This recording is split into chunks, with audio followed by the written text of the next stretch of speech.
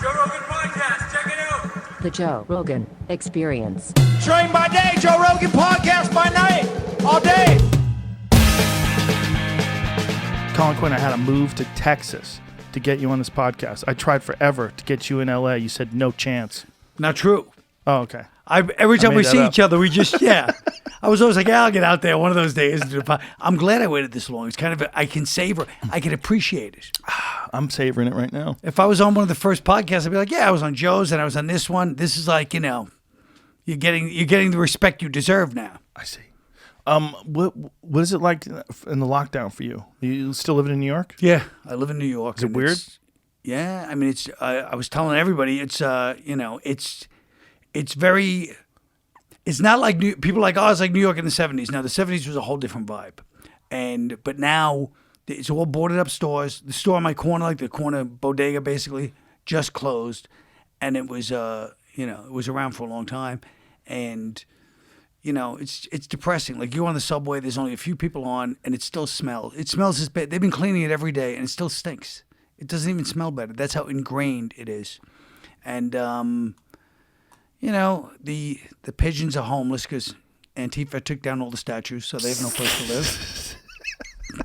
And it's a very weird place. You can't say, like, people that say it's like the 70s. Like, no, the 70s, it was the 50s and the 60s and the 70s. It was like, it didn't change much. It was seedy and weird, but it was always like that. This is a drastic change from 6 months ago. You can't say it's like the 70s because it's not. It's like something's deteriorated. There's a collapse. Right. And then there's all this weirdness that comes along with that. Well, the 70s was kind of a collapse, but it was a different type. So, like, in the 70s, all the stores at night would be locked up, but they were open during the day. So at night, if anybody was out after 9 at night, that was on them. But it was not like now. It's just 20. You're walking down deserted streets. There's nobody out. You know what I mean? Have you always lived in New York? Depressing. Yeah. So it was sketchy in the 70s. Oh my God, yeah. I mean, I did a whole show about it basically. But I mean, it was basically like one of the jokes for my own New York story was that, and it wasn't a joke. It was if you walk down your block because there's no cell phone. So if you walk down the block from the train after 9 at night, people would lean out the window and be like genuinely surprised, like, good for you. You made it home. If you stayed out after 9, like Times Square, people would go to Broadway shows. By 11 o'clock, it was deserted, except for criminals, because people would leave a Broadway show. They wouldn't go out for a drink or dinner. They would get in their car and get out immediately.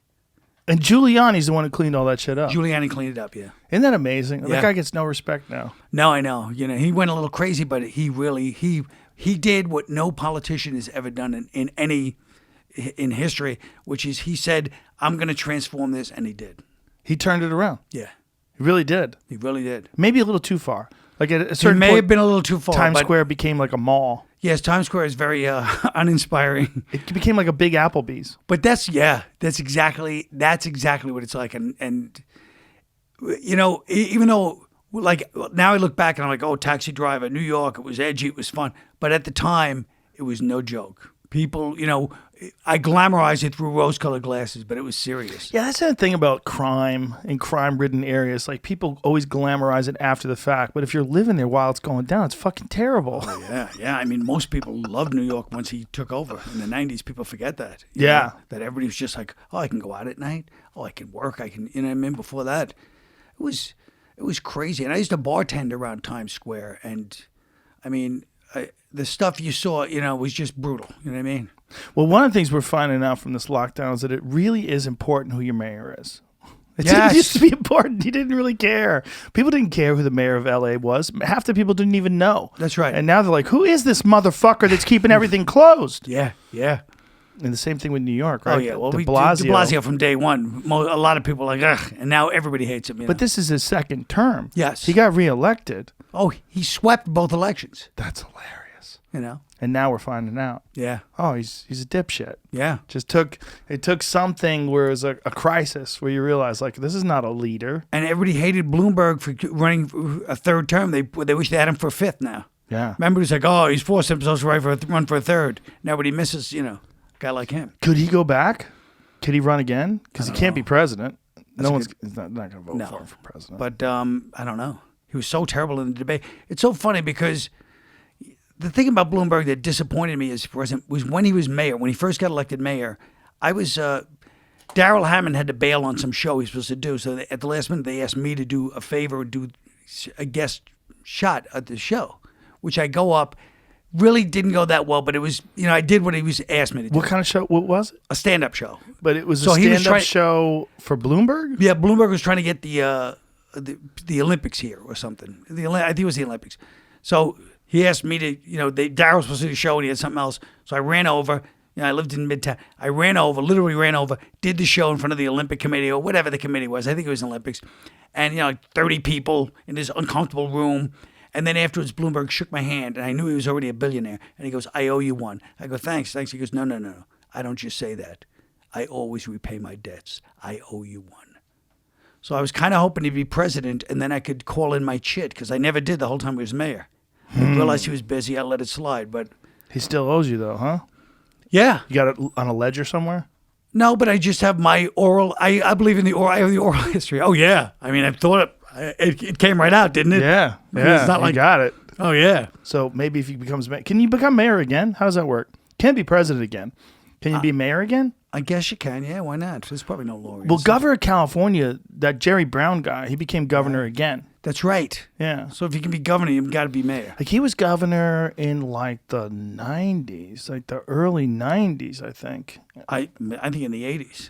Because I think Johnny Carson used to make those He got jokes. caught for smoking crack. Didn't he win again in D.C. for being mayor? Yep. Oh, Yeah, you're Marion right. Barry. Yeah, Marion Barry. Yeah, Yeah. so there you go. I wonder how many terms he did, though. Like, I wonder if there's like a limit on how many terms he could be. You're more politically minded than I am. Like, do you know I don't know about that kind of stuff, though, no. How many terms can you be a mayor? Because someone like Bloomberg has got to come back in and clean New York City up. Because you're not going to get there with this social justice warrior attitude that de Blasio has. It's just going to lead to More. complete deterioration of that city. Yeah, but it may be too late. You never know. Too late. You never know. I mean, nobody likes to think of New York that way. But it's like a lot of people, so many people moved that I was shocked moved to the suburbs that I was like, wow, this is serious. Like, I didn't really believe it. Just because I'm so New York, like, I don't even think in terms of leaving New York, even though, it's irrevocably changed to me before any of this happened. But so many people moved out. I was like, this is getting serious. What did you think about that Altucher, Jerry Seinfeld little feud about New York is dead, fuck you, no it's not? Yeah. I mean, look, you can argue either side of it and be right. You know what I mean? Like, I don't want it to be dead, but at the same time, I'm not going to pretend it's not in deep trouble. you know? So, I mean, I just don't know how it gets out. That's what my worry is. I know. Unless COVID gets cured, and then Ari Shaffir thinks artists are going to start moving in again, but he's one of those guys. Right. He's got that, because it needs to be gritty. Oh, New York City needs to be gritty. Right. And He's one of those guys. Yeah. But Never I mean, been mugged. That's why. Never seen- really had the fuck beat out of him. Yeah. You do need a couple of those in life. You just need to know that it's possible. Just need to be like, ow. What does gritty mean to you? Let Yeah. me tell you, it ain't it's not Midnight Cowboy. That's Yeah. a movie. Yeah. Real gritty is you get stabbed and then yeah. it gets infected. Yeah. And then you're in the hospital for 6 months. Yeah, you need to at least have had regretted laughing because you're holding your broken rib at least for 6 weeks in a row. Where you're like, is this ever going to get better? Yeah, it's that gritty shit is like, boy, yeah, I see what you're saying. I kind of get, I know, yeah, some places that are gritty, they're fun. Yeah, no, it's fun. And like I said, when I'm watching Taxi Driver, I'm like, yeah, I miss New York. But I mean, I remember walking through Times Square. We don't have to ask what I was doing there. At 12 o'clock at night by myself, 1980, 81, and literally they had like thieves' dens above the porno theaters. They had thieves' dens. So like they had a little turnstile. I went in one once with this kid. He was taking me there. I forget we were trying to do something shady, I'm sure. And we went up and it was like 50 like thieves, like Oliver, only New York. Really? Like a gang of people with illegal goods, trading illegal goods, right up on 42nd Street. Wow. It was crazy. So you'd see gangs running down. If anybody they would just swarm somebody, take their stuff, leave them on the ground, and just keep going. The thing about it is, though, the disrespect to the police right now, Right. it leads it to a very difficult situation of trying to bring it back. It's like that wasn't the case in the 80s and the 90s. People respected the police. Like when Giuliani brought it back, there wasn't this overall nationwide resentment of the police force like we're having now, which is pretty unprecedented. Well, I mean, there sort of was in New York, actually, at that time. There's a couple of incidents where, but yes, not like this. This is a different level. This is a luxury that people are able to indulge themselves by putting all, lightning rod sort of, you know what I mean? Like the police, to me, it's like a proxy war, you know what I mean? Everybody knows cops. Everybody knows cops are nuts. We all had the friend that you grew up with. You're like, whatever happened to him? He became a cop. Jesus. But, no one denies that part. Even cops know that about themselves. But that being said, it's easy for everybody to just go, okay, like I say, proxy war. So all the bottled up racial resentment in the country, and it's like the people that have to actually go and say, hey, listen, here's what has to happen. They're going to be the fall guy for that. Mm-hmm. And that's, you know what I mean? That's what this is, in my opinion. Well, you know what it is? It's like social media only captures the things that are viral, right? With the things that you're going to watch are only going to be viral. And the ones that go viral are the ones that are really bad. Yeah. I mean, nobody wants to see, there's no viral videos of a cop pulling a guy over and having a laugh with him. And so, listen, man, you're going 63 and a 55. Just do me a favor, slow it down. All right, sir, I'm a big fan of the police. Thank you, sir. Appreciate you. Shake your hand. Bye. Take care. No, instead you have some asshole grabbing some black woman and pulling her out of the car and body slamming her, and you're like, these motherfuckers, they keep doing this. Right. But you could have millions of interactions with cops. Yeah. And you're only going to see one, and you decide that all cops are pieces of shit. When there's these hundreds of thousands of cops that are great guys, they're just doing a really difficult job and trying to keep it together. But one or two a week is going to go bad, and that's all you need to know. And everybody thinks that the world is falling apart because you see those videos, and those videos get 2, 3, 4, 5 million downloads, and everybody just thinks that all cops are terrible people, and it's not the case. Right? No, exactly. But try telling people that, and they think you're a cop apologist. Yeah, they say you're a piece of supremacist, shit. Yeah, you're a white supremacist. Right. Yeah. Stand down and stand by. That's right. What the fuck was that? What Trump? I tell the white supremacists to stand down and stand by. And it's one of those moments where you're like, it's basically the one thing you wouldn't. It reminds me like not like Nero fiddling while Rome burns. I feel like it's when all the Roman senators going, so what are you going to do now, Nero? And he starts taking the fiddle out of the case and like, no, he's not going to fucking. Is he going to fiddle right now? He's really fiddling? He's kidding, right? But you were saying earlier when we were talking outside that he had just called the KKK. What did he just? Oh, I didn't say that. Somebody else. Somebody else was out there saying that he called them a terrorist group, right? Didn't he say that? Like, I don't know. Was that the case, Jamie? Someone out there was saying, someone in the law, I forget who said it. He called the KKK a terrorist group like the week before, or labeled them. Is that truth? I don't know about wording it that way is correct. I don't think he called them that. Well, let's see what he said. He didn't call them that. The White House labeled them that. White House labeled them a terrorist group. He didn't say it somewhere or whatever. Right. But that opportunity, it was so funny. Like he's telling Joe Biden, I want you to say law and order. You can't even say it. You can't even say, and he didn't say it. Right. And then he said, I want you to denounce white supremacy. And then Chris Wallace is like, Mr. President, do you denounce white supremacy? I tell them to stand down and stand by. Like, the people that were like his strategists probably like, what the fuck? Yeah, he's like, you can't say stand by. He's like, whoa, hey, come on, I don't want to go that quick. What about just all he had to do was say, yes, I denounce white supremacy. Of course. That's all he had to say. See, but that's why you should be moderating this debate, because you could be physically grabbing both of them and saying, listen, here's what's going to happen now. Instead, Chris Wallace like, excuse me, guys, what up? You know what I mean? He's not, you need alpha. You have to be able to physically walk up to the podiums and put people Well, that's what I was saying. They need Big John McCarthy. They need the UFC referee, Big John McCarthy. He's a big, giant dude. He can handle that shit. He would tell people to sit the fuck down. He was a cop. Yeah. He knows how to, like, control. I would be laughing. The problem with me, I would be like, oh, my God, what a shit show. I would turn to the camera. I'd break the wall. I'd be like, ladies and gentlemen. Yeah. We got a real fucking problem here. Yeah. Folks, you may want to tap out on this country. Yeah, I'd be like, Jesus, Canada doesn't look so bad right now. Yeah. I know that Justin Trudeau's kind of a pussy, but... they said a lot of... What do you mean? He was a boxer? Was he? Yeah. I heard he was. I played basketball a couple times. I don't call myself a basketball player. Or maybe he's the kind of boxer where they're like, hey, listen, that's the prime minister's son, so if he hits you, just flinch. Don't hit him. Oh, one of those. I don't know. Yeah, there's a lot of that going on. Yeah, I've seen that before. No, I'm sure. Actually, I do think he did have a boxing match. He's a little too handsome for my taste. Yeah, I don't like it either. Beautiful man. He did blackface at least 30 or 40 times. That's right. Didn't he? In Canada, it's different. He played like Indian people or something. It Oh, wasn't, that's what it was. Right. Black. It was like brownish. Yes, it's indigenous face up Yeah. there. It is kind of funny. Like It's white First face. Nations face. White face is like no problem at all. Right. Good luck. Yeah. You know, like you could be white face. No one cares. Oh, Can yeah. you play a redhead if you're not a redhead? Is there any shame in that? Well, would you want to is the first question. But second of all, nah, stupid. If someone had to do like the Andrew Santino story. But I don't know Andrew Santino. He's a comic Can't we make from it LA. Bill Burr? Very fun. Yeah, but Bill Burr's he's bald now. He's too bald to be called a yeah, redhead. it's like it's hard to call him a redhead now. Who would be like Carrot Top? Okay, Carrot Top. Yeah. That's the most famous, like clearly. I mean, it's in his name, Carrot Top. Yeah. Right. Could you be? Is there any shame in that? No. No. Know why? Nobody ever owned redheads. No. Maybe That's they right. did. Because there were a lot of Irish slaves, right? Yeah. Back in That's the day, true. the whole thing was Irish. Yeah. A lot of them we're the original redheads, really. Well, it's probably from the Scandinavians. The Vikings had a lot of redheads, like Eric the Red. Oh, right. That's the only reason I think Vikings had redheads. The guy's name was Eric the Red. Probably had a red beard and blonde hair. Probably covered in blood too, right? Oh my God. Those motherfuckers.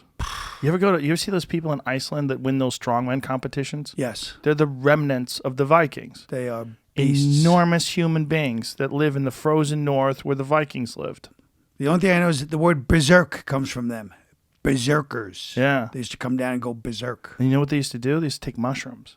They did? Yeah, that was their big thing. They would take mushrooms and slaughter. Now, wait a minute. Where'd they get mushrooms up there? I thought mushrooms were from South America. No, mushrooms are from all throughout Europe. Mushrooms are all throughout North America. They're native to a lot of different climates.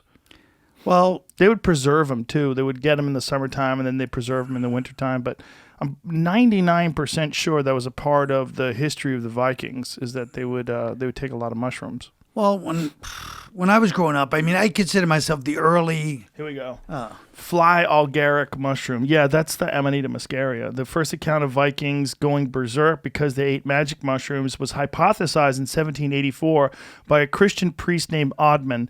He came to a conclusion that connected the berserkers to the fly algaric mushroom because he read that Siberian shamans did the same thing when they were healing. That show Vikings. Yeah. You ever see that show? It's a No. good show. Fun show. They take mushrooms in that show. But the Did Vikings eat mushrooms? Let's see that. See that's they connected to the Amanita muscaria, red and white mushroom. See, that's not the same mushroom. In the Viking movie or the Viking television show, it looks like they're taking psilocybin. Some scholars propose that certain examples of the berserker rage had been induced voluntarily by the consumption of drugs, such as the hallucinogenic mushroom Amanita muscaria, or massive amounts of alcohol. But here's my problem: is that when I was growing up, we ate a lot of mescaline, which is basically mushrooms and organic. You know, it was Sort like of. chemical. What's that? Sort of. Mescaline is Well, we ate actually mushrooms peyote. too. Yeah. But mescaline I think it's in the stimulant category. I Well, think it's, even more so, this is going to prove my point. When you're eating mescaline, acid, any of this stuff, mushrooms, you don't tend to want to get violent. that's true. But So- if you live in a completely violent world Right. and you took mushrooms, I don't think it would turn you peaceful. No, and it turn you peaceful, but you might be like, I'm just going to stay in the forge. You know, these guys are going on this stupid trip. You're going to go on an 18-hour trip to go and rampage through some civilization. You're not in the Here's mood why for I that. disagree. It's become a thing with fighters to take mushrooms and fight. What? Yeah, it's actually really common. And the thing is, they're not really testing for it. So there's certain fighters that are taking mushrooms and then competing in kickboxing, competing in MMA. On Yeah, mushrooms. On mushrooms. Yeah. That's that's one of the greatest things I've ever heard. Well, they say it makes them way more effective, and then they almost can like read things better. They're locked in better. I could see locking in, but you also get trails and stuff like that. This goes on, you know. Maybe it's how much you take. like maybe just take a dose that's also, you got to realize these people are like, their adrenaline's through the roof. Like the effects of the mushrooms probably very different if you're about to go into a fight. My adrenaline was through the roof when I was 17. Now listen, Doc Ellis, of course, took the acid. That was a famous one, right? Yeah, but And that's did he not have a good violent. game. Oh yeah, he's pitched a no-hitter. He pitched a no. Yeah, pitched a no-hitter on acid. Like there's real evidence that though in some circumstances psychedelics can enhance your performance. Well, I'll tell you a story. I'll tell you probably the third time I took acid. Maybe I was 16, and this is a fight. It's got violence in it, but it's not that I was. So I was at a Sweet 16 in Brooklyn. Yeah, it was a mob run place, by the way. So you do a Sweet 16. This has a lot to do with my whole life when I really look back on it. So I was 16. I was in love with this girl. She wasn't dating me, but she was at the party. But the way they set it up, so it's like, here's a Sweet 16. Here's an office party. They're all in the same room. And then there's a stage down at the bottom. And here's, some guy that, just got his, you retired from the, job, whatever his job. Then you have, so it's like 15 different events of 2 tables each at this place. Palm Shores Club, it was called, in Brooklyn. So I'm at the party with my friends, and there's this girl I'm in love with, but I haven't dated. Yeah, we ended up going out for a couple of years after this. But so I'm tripping on acid, and then one of the other groups that was with our group, because the girl having Sweet 16 had our other friends there too. One of these guys sold pot to the girl I loved. He sold her a bag of weed. So she's like, Brooklyn, she's like, yeah, look at him, he beat me on his weed. He sold me like 4 joints. What a whip-off artist. So me, shit knight in shining armor. You know what I mean? I go up to him. I don't know the guy. There's long tables, 2, 3 long tables. Excuse me. Tap him on the shoulder, Excuse me. She feels like you shorted her. I'm not dating her. I'm just, I'm in love with her. She shorted you on, you shorted her on this weed, so, you might want to give her a couple more joints. Guy's like, no, I didn't. Turns away. Listen, excuse me. She feels you did. You gave her 4 joints, whatever. In those days, you get like 6 joints for a bag, a $5 bag, right? Maybe 7, I was like, yeah, I kind of shorted her. I'm still not sure to this day if he shorted her, by the way. I didn't count the, You were just being a white knight. I was just being a white knight. So he goes, no, I didn't. Get the fuck out. Just basically like, he has to show his pride too. He's letting this guy tap him on the shoulder a couple of times. He's with his friends. I'm with my little friends. And I go, and he goes, get the fuck out of here. Like, now I'm starting to annoy him, and he's like, what's this bad? He had to do that. So I was like, bah! Jump on him, start punching him in the middle of a giant event. Oh no! Jumping, punching him. Everybody, a ruckus erupts. It's like a whole place. So our table's going crazy, screams, fights, and the grandmother. My friend wrote a song about it, by the way, the next day.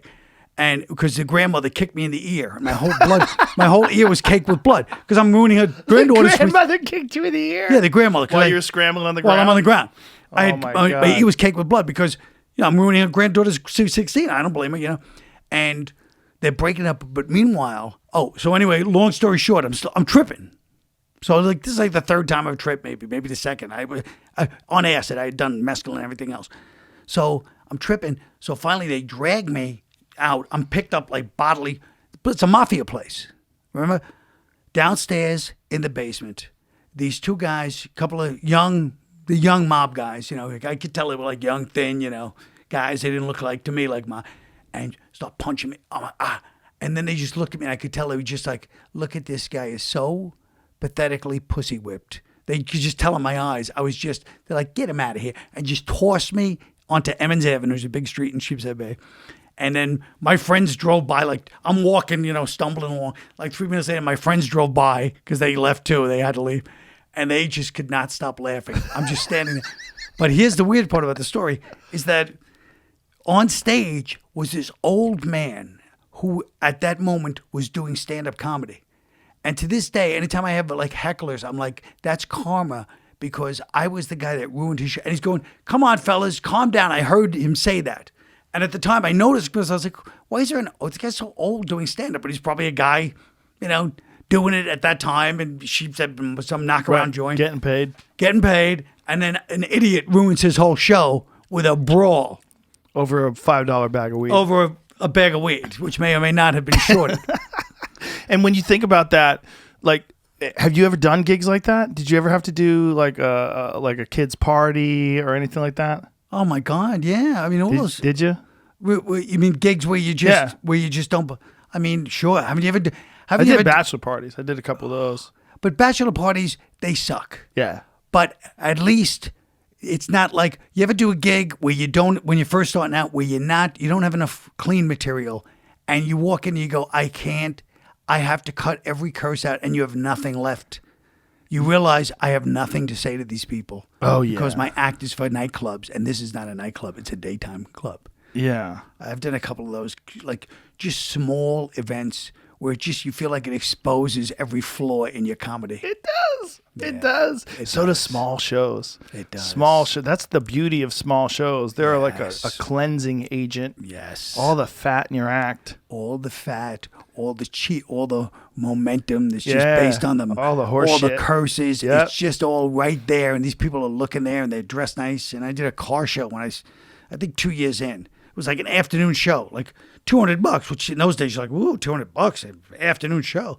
And I went there and it was just maybe 50. And I was too new to know that I was walking. I didn't even realize, like now, if you walked in, you'd be like, okay, this is a nightmare. Here's what I got to do. That was like a really smart thing that Chris Rock used to do a lot, is he would show up at the store unannounced late. So he would go there where the audience was down to like 15, 20 people, and then he would go up with his shit that he was working on, and he would find out what's good and what was bad. Yeah. Because when there's 15 people and they're spread out, there's like 3 here, 2 in front of you, 5 over there. Yes. You really know what the fuck is good and what's not. If you're there in front of 300 people, they're like, oh my God, it's Chris Rock. Everything he says is amazing. Yep. You're with your date, you're like, wow, we got lucky tonight. Chris Rock's here. Yep. But if you're there and there's fucking 15 people, it's 1 a.m, like then you find out how much of your material's nonsense. Oh my God, yeah. No, of course. I mean, that's where you really get exposed. And it's the best, and you have your best sets. Yeah. But the negative side of it is then you listen to the tape and you're like, a lot of that was free association. You listen to the tape, you're like, that wasn't that great. Well, that's the thing about comedy. Like, I feel like comedy, to really develop a good set, it's almost like cross training. Like, you need to lift a little weights, but you also need to do some jogging. Like, you need to do a bunch of different things, and you need to have a big crowd, so you see if this is a set that's really worth filming. And then sometimes you have to have a little crowd where they're not impressed by you. They're not there to see you. Absolutely. And you see if this stuff really can resonate with people that don't even know you. Absolutely. I mean, that's the beauty. The reason we're all still so obsessed with comedy is because of these little, that it could still surprise you every time and still challenge you every time. Yeah. There's a million things where you're like, I can't believe I know so much and I know so little after all these years of doing it, you know? Well, the beautiful thing, too, is every time you do a special, you become a beginner again. Yeah. Because even though you know how to craft the material you have is dog shit. Yeah. And that it's like it's on Bambi legs. And you gotta figure out a way to get it moving again. And that's why my new theory, which you're gonna like this for the Austin Comedy Club, is that down south now, because nobody can work out up north once it gets to be winter. So it's going to be like baseball, how all the Dominicans became the south is where all the great comedians warm here year round. Because the COVID's going to hit in New York City and shut everything down again. Once flu season kicks in. Yeah, it's already shut. It's never opened. Comedy clubs haven't opened. But they're open outside, right? A few of them? Outside, yeah. But you know. How are they doing that? Are they on the street? Like, what are they doing? They have parking lots or something? On the street. Well, most of the one comedy club is on the street, but most of them are in like parks or in like parking lots. There's a lot of parking lots. So weird. Yeah. So how do you get people to pay to sit in a park? Yeah, I don't know. I mean, because otherwise, people could just walk up. I mean, that's the stand problem, on the outside and listen. They don't have to pay. Yeah, and the parking lot, you always the problem with doing a parking lot is even though you could be doing great, there's some idiot outside the parking lot that could start screaming. Yeah. Like when I was 16, I would have done, like, sure. Honk your horn. Yes, yes. Oh, my God. Or just play Andrew Dice Clay really loud in your car. Just something to distract the giving them like good ideas. Yeah. I did a gazebo a couple of weeks ago, a benefit up in Connecticut. And like a wedding gazebo? Yeah, how like an Chappelle's doing it outdoor- in New York or in.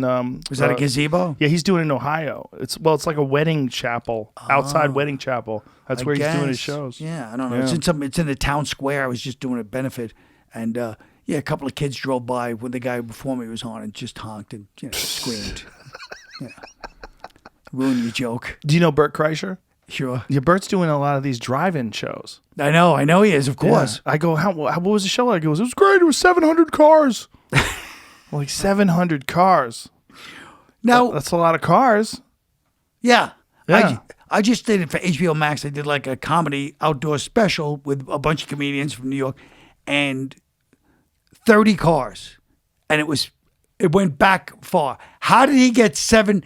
He's doing giant places. This was 30 cars, Yeah. and it was way back. Yeah. This must be like, I mean, I can't imagine how far back it must go. It goes far, and they all light their lights and honk their horns and shit. That's right. That's what they were doing. Yeah, it's Oh like, my God, 700. That, Yeah. I'd like to see that. Yeah, but Bert's hammered too, right? So he's like Right. barely aware of what's happening when the lights are flashing and people are honking. He's having a great time. Yeah, there you got video of it. Like this is, by the way, I'm 99% sure, so I'm just going to say this. This is all his idea. Look how big this is. It's huge. Wow. There he's in Philly, and he did it all across the country. Takes his shirt off every show because it's important. Oh my God. Yeah. Yeah. And I Well, mean, now he has to. Yeah, now he has. He's like Ellen He's dancing. trapped. Right. She has to dance every show. If he He's doesn't take her trapped. So this is how he did it. So he would go out and do these crazy shows where he's in the parking lot. They'd set up a stage with lights and Wow, everything. look at that. He's been touring. Bert, Look at that. He's one of the only guys that through this pandemic has been regularly touring in a pretty safe way. Look at all those fucking cars. Yes. That's crazy. Pretty safe way. That's kind of cool. It's actually really cool looking. He said he enjoyed it. He said it was great. He enjoyed it. But you know, but Bert's the kind of guy that enjoys things like that. yeah. Yeah. You know what I mean? Like I could see myself getting aggravated by this, and Bert's like, "It's the greatest." You know, he'll be. This is so He'll great. jump in their car, start making out with them. You know what I mean? Like Bert enjoys stuff. Exactly. Yeah. I just I miss real comedy. Like Mark Norman said it best. He's like, this is all methadone. He goes, we're all doing methadone. He goes, I want a real shot. He goes, I want the real hit right in the veins. He goes, I don't want to take this methadone. These park shows and these outdoor shows and the virtual shows are the worst. Like that's Oh just, my God, yeah. that's crazy. I've watched good comics bomb on Zoom, and I'm like, stop. Yeah. Stop doing that. There's no one there. You can't do that. No, it sounds like pigeons. Like whoop, whoop, whoop. You don't hear laughter. You just hear this weird like whoop, whoop, whoop. And you're like, is that a laugh? What's going on? It's just not a bad. It's a terrible way to do comedy. No, yeah, it's. But that's again what I love about it is that it makes us really like you realize a lot of people are going to fall by the wayside too. Yeah. Because Thank the God. money's going to go down. Thank God. Yeah. Thank The God. money's going to go down. They say I'm Yeah. prepping people for low salaries at Austin Comedy Club. The money's going to go down. You're gonna design Austin Comedy Club for me, right? I would love it. But I'd like to Design really. the room. I'd like to curate the audience. How are you gonna do that? Already we had a conflict when I was telling you I don't want those drunks at the audience. You're like, yeah, let them have a few drinks. I'm like, no, Joe. You want to test them all to make sure they're not drunk. Yeah, because I don't like. You're like, well, some drunks don't heckle. I know, but then they sit there like this, and you think they're listening to you, and their eyes are all glassy. One time I was in Cleveland, and I was yelling at the whole crowd because they were drunk and just horrible. And there was this beautiful couple up front, guy and girl, blonde, dressed expensive. Like, I mean, they just looked like model movie stars. And I was like, these people like this come to see a show. Blah, blah, blah. I just yell at the crowd because it was like hecklers, it was a late show, you know. And then I finished. Then like 5 minutes later, the couple got up to go to the bathroom or leave, and they both face planted and passed out. They were so happy. They didn't even know I was talking. They didn't even know where they were. We finally have a rapid test. So here, like we got tested. We got the same test that the White House uses. So they have a machine, do a nose swab, and get a result in 15 minutes. So you could conceivably have a show where people would show up, say 40 minutes early. Everybody gets in line, gets tested. When you get cleaned, you can get inside and have a drink. So you could do a comedy club and have everybody with no mask on.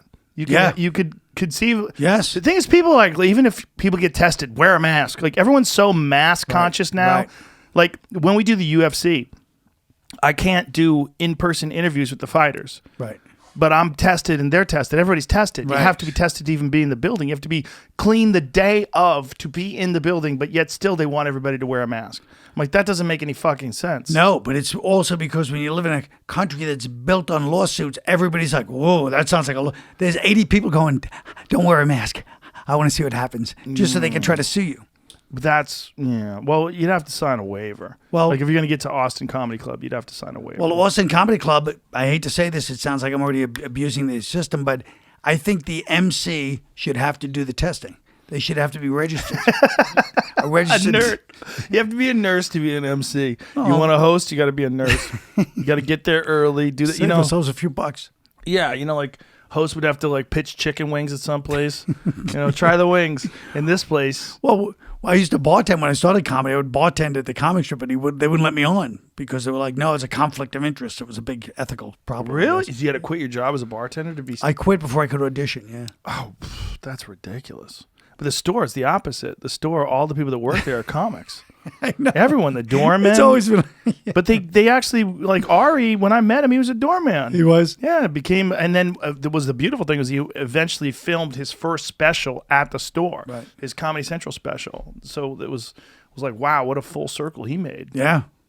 He seems more like a comedian than a doorman, if I may say. Terrible doorman. He was I don't give a fuck where you sit. Sit wherever. This place is gritty. This place is crazy. Yeah, but everybody, Tony Hinchcliffe, everybody that works there, everybody that works there as a doorman is a comic. Everybody that works the cover booth is a comic.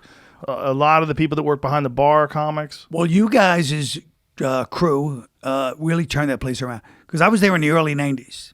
And the Comedy Store, I was there working, occasionally, I didn't even work that much when I lived in LA, but it was a shithole. Well, not only was it a shithole, Monday was considered gang night, and it wasn't like it wasn't an inside joke. Like everybody knew gang night, the gangs knew it was gang night, so they would have gangs. It was just this crazy atmosphere, like this tense atmosphere. Every Monday night was gang night. Yeah, it was not good when I got there in '94. Yeah. I got there in '94. It was pretty rough, but occasionally it was good. Like occasionally, like Damon Wayans would stop by, or Martin Lawrence would stop by. Like someone good would be there, and you'd go, "Wow, okay, now I get to see a real comic." But a lot of it was like half empty, not even. Yeah, they had some tough years. A lot of Bodaks. Oh yeah, that's right. Yeah, a lot of guys that really just shouldn't have been there. And my theory was that like Kinison had left there somewhere around '86. Right. And when I got there in '94, 8 years later, it was just still like. Because before that, it was booming, right? There was Kinison and Letterman and all these guys were there. And then when he left and he was banned from the store, I think he took everybody with him. And I think when I got there in '94, it was like he was already dead. And it was like the echoes of that his generation had already kind of died off. Yeah, well, when I was in LA in '89, I guess, or '90 or something, '88, '89. And the Improv was the respectable club. It was what the store became. And the store was already crazy, you know what I mean? Yeah. And it was like that in '94. Yeah. The agents wouldn't go there because they couldn't get in for free. Right. Because Mitzi was like, I don't give a fuck where you work. Yeah. Like if you were an agent and you wanted to get a table, it's like, pay. Tell them to pay. You know what, though? I don't blame her because the whole town was an agent. She wouldn't have made a dime. Yeah. Yeah, and not only that, they didn't pay attention. She would say they would talk in the back. And they did. I remember I went to see a showcase once, and they, for whatever reason, William Morris had a showcase at a nightclub. And there was the downstairs where they had people seated, and the upstairs was like this little balcony where it was a bar, and it was filled with agents, and they were talking full blast while the show was going up. And I said, I'm not going up. Yeah. I told my agent, I'm not going up. There's no fucking way. And DePaulo was on stage. And DePaulo's on stage, and he's yelling at these fucking people that are up in the balcony. Like, he's talking shit about them. Right. It was terrible. Yeah. It was like the worst atmosphere for comedy, and the agents didn't give a fuck. It was agents' assistants, a lot of them. They were drinking and talking. Yeah, they just happen to be, They're having a social time. They're having free drinks. You know, it's like this is their opportunity to chit-chat. So while the show was going on, I mean, full-blown bar-level talking. Yeah. Yeah, it's terrible. So that was what Mitzi tried to avoid. She's like, get him out of here. No, she definitely had the right spirit. I didn't even know Kennison was, I remember Kennison was there one night. Rich Jenny told me, well, rest him in peace too. Love that guy. Yeah. Great guy. God, he was good. But he knew Kennison, and Kennison owed him $100. So he went by the Comedy Store to get paid. He was in town. He's like, the guy's doing great now. He's making a lot of money. It's like 1988, 89. And he goes, I'm going to get paid. I'm going to go borrow them. And he goes to the MC. When Kennison gets off, I'm getting $100. He owes me $100. He never paid me. He's rich. I'm just, working the road.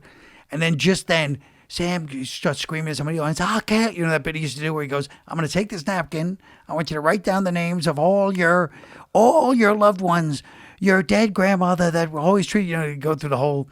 He'd say to somebody in the audience, he'd go, write down your dead grandmother was always there for you. Write down your uncle that paid your way through, and I want you to write them all down. And then I want you to hand it back to me because I'm going to wipe my ass with it. And he said that, and he said the guy just exploded, attacked him. Sam's bodyguards just started punching, It turned into like a brawl at the Comedy Store. The guy was so mad, And then the MC goes, says, Jenny, maybe you should just ask him for 50. Yeah, he was. I missed all that. I missed the Kennison. I saw him live a few times when I was an open micer. When I was in Boston, I went to see him 3 times while he was alive. One time was at Great Woods, and one time was down the Cape, and then there was one other time. And it was just, it was interesting to see because it was like he didn't have new material, and he was trying to do some of the bits from the old stuff, and people would call out the punchlines. And so then he had to kind of write new shit while he was touring, and the HBO special had just come out because it was kind of a new thing back then. Like there weren't a lot of HBO specials. It wasn't a real common thing. No. And he had developed that act over years and years and years. Yes. And then all of a sudden he's this hugely famous comedian. They come to see him and he doesn't really have a lot of new material. Yeah. No, that definitely happened to a lot of guys back then where they'd just be like, they weren't used to people knowing their act. Yeah. And people are like, I don't hear. That's the thing about comedy. Musicians, people are calling out for their best hits. Yeah. If you do something new, they get mad. Yeah. Comedians just the opposite. I know. It's crazy. It's such a hassle, but, it's the way it is. And especially Sam's act because it was all build up. Yeah.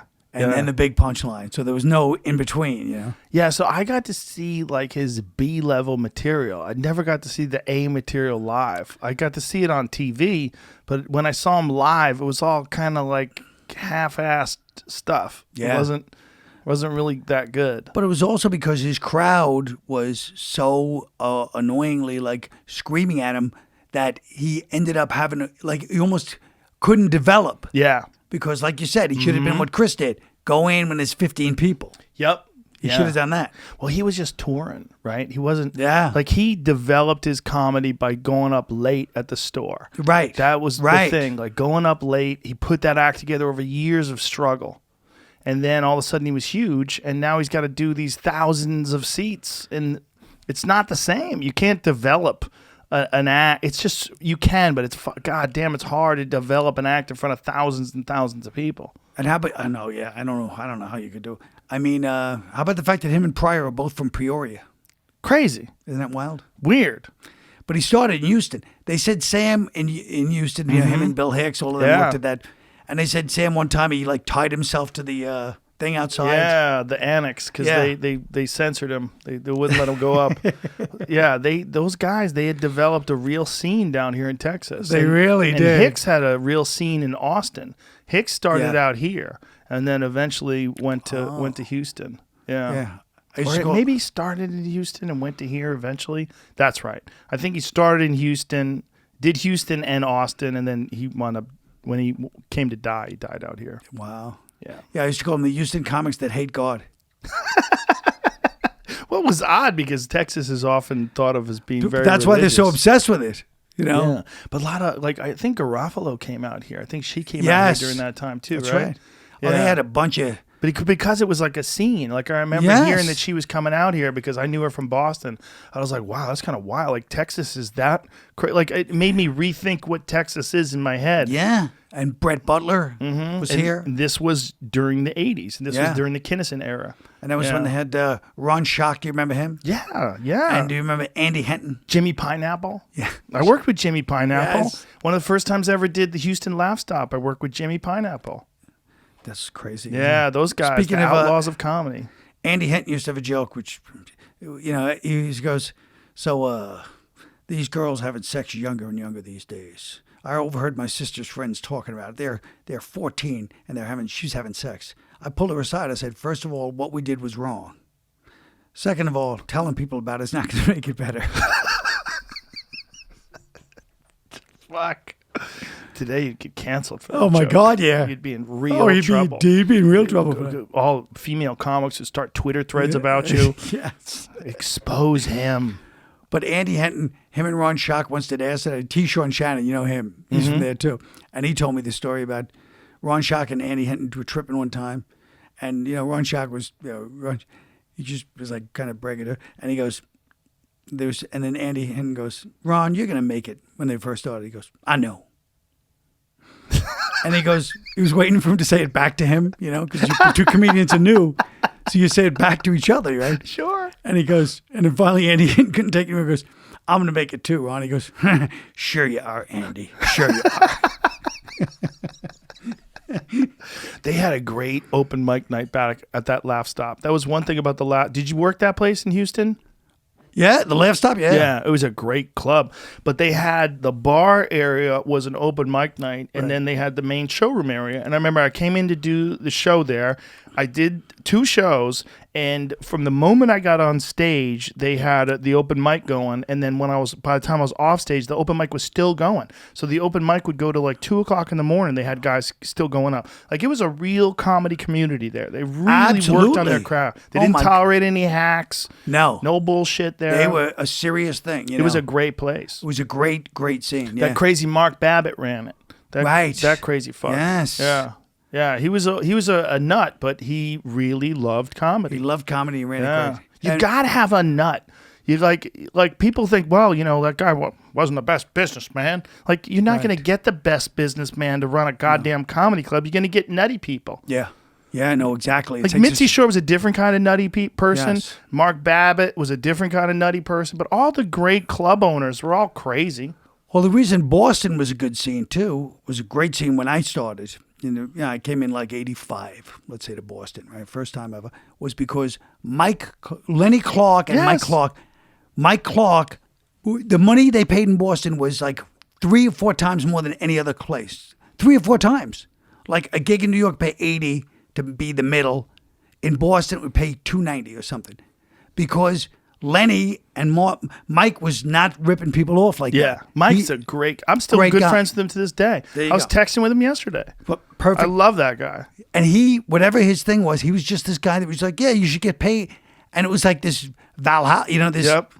And what was regulated, it was also the big 4. You know what I mean? It was like the Mount Rushmore of Boston. Sweeney, Gavin, Lenny, and Rogerson. Yep. And they were just, they just set a tone where everybody's like, whoa, you just. And they were big guys, too. They were big guys. Like, Lenny Clark's a fucking gorilla of a man. Yes. They were these big dudes. Yeah, oh, yeah. It was an interesting play because they were men. Like, we thought of comedy as being like these dweeby, like, but those guys were doing coke and punching people. Oh my God. They were wild fucks. All those guys were hammered all the time. They were all a bunch of wild people. Oh my God, they were insane. They brought me up to meet Sweeney one afternoon at Nick's, and he was just in the back like this. Like, you want to meet Sweeney? It was in the afternoon. It was just him in the dark, and just looking like it was this audience with the Pope. Were you there during the coke days where they would try to pay you in coke? Yes. Well, not me. I was already clean, but yeah, they paid people in coke all the time. It was crazy. It was psychotic out there. What's the only way you get great comedy? I think it's like it doesn't last because it's not sustainable, that kind of a business model. No. And then the comics never pay their taxes. They all wind up getting audited. And you stop writing because you're coked up or you're just waiting for the coke deal. Yeah. Oh, yeah, when they had the guy on the side, they're dealing coke in uniform. And it was nuts. Yeah. Well, that was the famous, I'm sure you heard that story when I went up there and they pulled the old thing where Sweeney and Chance went on before me and just destroyed left me, the place. destroyed on a Friday second show. And then I end up literally, because I remember I'm from New York, so I don't understand. It's 1985 or 86. So I don't understand the culture. So I see a bunch of guys in polo shirts with blonde hair, deck shoes, white pants. I'm like, oh, these must be some spoiled Kennedy guys. Like, they look like yuppies. Like, they look like They're rich bank robbers from Chelsea. Yes. Yes. But I'm looking at this audience full of these guys in pink Izod shirts, and that's exact. And then these badasses. They're savages. Yes. Yeah. So I'm like, oh. So I go cursing them because I'm bombing. So we get into it. They're like, "Fuck you." I'm like, oh, fuck you, and I go, God, go fuck yourself. I'm just giving them the finger. I say, you fucking asshole. Go back to Hyannisport and go play touch football. You little. And these guys, and I start to notice. Then finally, I start to notice. Wait a minute. Some of these guys have tattoos back in the days when, I'm like, these guys have like Sherlock tattoos. I may be misreading it because I didn't know anything about Boston as far as the neighborhoods. I don't know what's going on there, I just saw pink eyes on shirts and, facial scars. You start seeing like, things, crooked Jesus, noses. Some of these guys are pretty muscular too, And then, long story short, it got so ugly that Joe Yannetti had to come on stage from the back of the room. They go, Joe, go up there, save it. Because they're getting ready to rush the stage and beat the shit out of me. The whole crowd, almost, it felt like. And Joe Yannetti goes on stage and he goes, folks, I'm from Eastie. This is my friend. We're going off stage now. You leave us alone. We're going. And he had to explain to them, I'm from Eastie. He's from one of the neighborhoods. So, I'm a legitimate person. And then we just had to hide in the kitchen until the whole crowd emptied out. Well, if you were a New York guy, you already had 3 strikes against you going up on the stage. Yes, I knew none of that, by the way. Yeah, they set you up, too. I saw them set set me up up. Billy Crystal. Well, I walked in after the fact. I didn't actually see it, but I walked in after the fact. They were all bragging about it. They set up Billy Crystal with like Sweeney, Knox, Gavin, boom, boom, boom. They just had a murderous assault of local humor that you couldn't follow. They're talking about fucking Cape Cod, going down the Cape, having con. They're talking in the Boston accent. Everybody's dying. And then you would go up and like, I'm Billy Crystal. Hey. How's everything? Do you like the Emmys? And they're like, get the fuck out of here. They did it to everybody. Well, guess what? It's funny you say that because of the local references. The last thing I remembered before I went on stage, they're ripping, is Chance, Sweeney. Sweeney's got a mop in his head like dreadlocks. Chance is playing guitar and they're singing a song called Come Back to Jamaica Plain. That's where I lived. I lived in Jamaica Plain. Yeah. It was all local stuff. That was a real problem when I started doing the road. I had so much local material because they loved local material. It was like a cheat code. Like you can get a laugh you didn't deserve with local material. Well, the same in New York. You do that subway stuff. You're in North Carolina. People would be like, "What is this? What are you talking about? The subway?" Yeah. Well, goodness, we know what it is, but it's funny you said the after. I was there for the aftermath because I pictured the room when an aftermath when. Sometimes you go into one of those clubs in New York too, but in Boston, Nick's, and there was just broken shot glasses thrown around the room, just chairs turned over, and you're like, whoa, what happened here? But it was just a crazy business model that they would set up these headliners for failure on purpose all the time. Yeah. All the time. Yeah. And if you didn't know, like if you were a guy from New York that was doing the Tonight Show and you're starting to do movies and you thought you were the shit. Yeah. And they would let you go on stage and they would like, oh yeah, we're going to have this guy headline. He's been on the Tonight Show. And they would set you up with 4 murderers would go on in front of you. I don't blame them. That's how when you're making that much money locally, you don't want a bunch of people come horning in on you But by the way, I wasn't a headliner. I was just up there visiting. I was staying at Tony V and Dennis Leary's house.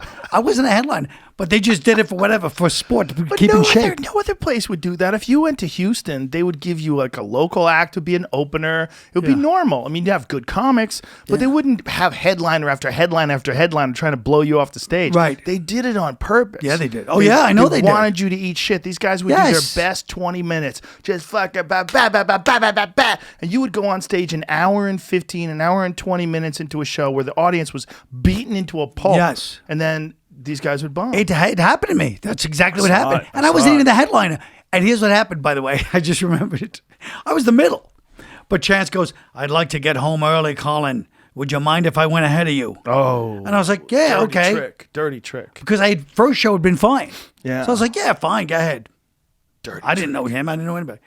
Oh, it was really funny. Dirty trick. They do that on purpose. Yeah, of course. Yeah. But do you really blame? Look, here's the way it is. You're in the city. You're making great money. You're getting paid in coke. Everything's set up correctly. Plus you're Irish. So you're like, these assholes think they're going to come in here and big shot their way around. It's the perfect Irish arrest to just go, we're going to show you what a fucking big shot you are. the pleasure they got in their souls out of watching that week after week. Of course, they did it constantly. The only person I saw survive that gauntlet was Dom Irrera. Dom Irrera, I can see it. He murdered. He went up there, and he was famous enough at the time that a lot of the audience was there to see him. Yep. And he was working so much. He was cool as a cucumber. He would go on, and his material was so goddamn good. So funny. So solid. Yep. He went up there and he killed. And I remember at the end of it, he goes, ladies and gentlemen, I've been Dom Irrera. I've been great. You guys were okay. You weren't a bad audience. Like, he just had this casual confidence and just he survived the gauntlet. Oh, they tried. yeah. They tried to take him out. I could see it. One after the other, they set people up. I saw some crazy shows. I saw Bill Hicks get set up there. Oh, wow. Bill Hicks got set up there, cleared the fucking room, and never stopped swinging. It was me and Greg Fitzsimmons. We were open micers at the time, and we were sitting in the back of the room at Nick's Comedy Stop, and Hicks started out with 300 people, and he was down to maybe 40. Maybe 35, 40 people at the end. And everybody had just gotten up and left. And it was a row of comics in the back laughing our fucking ass off. It just, like, he was looking up. He had some bit about someone taking a shit, right? So he's like grunting over a toilet bowl. And he looks up and he goes, this usually clears the room. And people are just getting up. And just the crazy thing about it was the calmness of his bombing was stunning. Always. I was like, he's so relaxed while bombing. Yeah. No, I never saw anybody who literally would just be like, he had such a Zen-like attitude about comedy, because he did it since he was like 15 or whatever it was. Yeah. And T-Shawn speaking, they all knew him when he first began. And they said his whole act was jokes, hilarious jokes. Like, he had all this material, but it was all like one-liners that he wrote when he was 16 and 15. Yeah, there's a video of him when he was really young. Yeah. He was real smooth. And the video is him before he was 18. And he's fucking smooth. And then he was like, hey, guess what? I want to do this a different way. You know what I mean? He was just a searcher, you know? And also, when I saw him live a few times, he'd already quit doing drugs. Yeah. Like, he was already clean, and he just like this really strange, introspective, thought-provoking act. Right. And people didn't know what to make of it. He really changed comedy in a lot of ways because a lot of people imitated him because they would see him and they would go, you know, comedy can kind of be profound. It doesn't just have to be funny. Like, this guy made me feel like what I was talking about was stupid. That I was dumb, right? You know, and then so a lot of, like, I remember in the back green room in the Atlanta Punchline, right? There was the green room had a graffiti on the wall, and one of the things that said, "Quit trying to be Hicks," because there's so many guys that were trying to be Hicks. Yes, it was so common. Where people would like tell the audience how dumb they were and how dumb America was, and they were trying to be profound without doing all the work first. That's right. You know, I mean, how many people masquerade as you know, freaking out the crowd with their brilliance when it's just that you're not that funny. Yeah, you just. I mean, first be funny. Like doctors, first do no harm. First be funny. Then, if you can be profound, that's great. That's another level. But don't be up there going, "Hey, you guys don't get it. I'm ruining your middle class bourgeois mentality." It's like, no, you're not, stupid. When Lenny Bruce did it, yes, that was shocking and he was groundbreaking. Don't be acting like, you know what I mean, Hicks or Lenny Bruce. I would have loved to see Hicks with a podcast. God damn, he would have had a great podcast. Yeah. He would have had a really interesting podcast. Yeah, you're right. He had some... there were some real interesting interviews with him where, you know, he would do an interview and he wouldn't really try to be funny. Like, that was the thing in these interviews. Guys would be like half doing their act and, you know, he did a little bit of that, but for the most part, he would actually talk about shit. No, I'm going to do that for the second half of this. Going to my act. I got some. That's what I was getting to. Trying to work you into that. But you don't have to be funny. Remember when they used to do that in radio in the 80s, at least when I started. They go, listen, tell us what you set you up for. Oh, yeah. Dude, the 80s. I had someone try to do that to me in like 2014. I did the Bomb and Tom show back then. I was like, what? What are you talking about? Set you up. What do you want to talk about? Maybe it was 2005. But it was the 2000s. Yeah, for but sure. in the 80s, that was the normal thing. That was the thing. If you said no, they'd be like, oh, my God, this guy's going to be terrible. In Bob and Tom's defense, they didn't care, but the producer was adamant that I need to have specific things to talk about to go into. Right. And I was like, what? I'm not just going to go have fun. These guys are fun. I'm fun. Just relax. Yeah, exactly. So you flew out here. How was your flight? You're like, oh. Well, it was pretty good, but there was a guy next to me. Yeah, the morning radio thing. There was a lot of guys would do their act on morning radio. Sure. Because nobody was recording it. Because it was like, there was no internet back then. And comedy was so new Yeah. that people would drive and go, hey, this guy's pretty funny. Let's get out there. I mean, it was there for a reason, you know. Yeah, guys would do routines in the morning. Yeah. And it worked. Yeah. It got people to come out to the club, and then they would hear the same jokes Yeah. at the club. Yeah. That was the other thing, too, is that nobody wrote new material back then. Nobody. I know so many guys that were so funny, and they'd write maybe 40, and that was it. And That's they were, it. and they were as Forever. funny as anybody. Yeah. Forever. And then you fade away. But I Yeah. mean, and they had fun. And it wasn't that the material was dated. It was just once you stop writing that stuff, something about you becomes dated some weird way. Well, their act would get so polished. It would be like a samurai sword. They would hammer it down to just a perfect sharpness. And they would, like Don Gavin, his fucking timing was so precise. So funny. Ba-bing, ba-bang, ba-bang. And you'd be crying. He was so confident and loose. Yeah. But they never left. They never left Boston. They stayed. They had that 40 minutes, and they were as good as any comic that has ever lived. As anybody. Ever. Yeah. And people didn't know. But in New York, too. There's Yeah. a bunch of guys in New York that were just great in the mid-'80s when I started. Like who? Like, these guys were so funny. I was afraid you were going to say that. Well, like a guy like John Heyman. Hilarious. He became a writer. But I'm saying he would get up and just so funny. And he was the guy that would just sit at the bar, all the other comedians, just clever, witty guy. You know what I mean? He could have been one of the greats. And everybody knew it. New York had a different thing in that the clubs were smaller because space was more limited, so Yes. the people were on top of you. So you had a lot of guys working the crowd because they were so Right. close to you, you almost felt like you had to. Yeah. Yeah. You know? Yeah. Well, I mean, most of the clubs in New York, there was a lot of crowd work going on, which was good and bad. It was good in the sense that, it's funny to watch somebody be, you know what I mean? It keeps it, but it's bad in the sense that a lot of people just became great at crowd work. I mean, how many guys that are just great at crowd work? 'Cause crowd work's fun and it's funny, but you got to discipline yourself.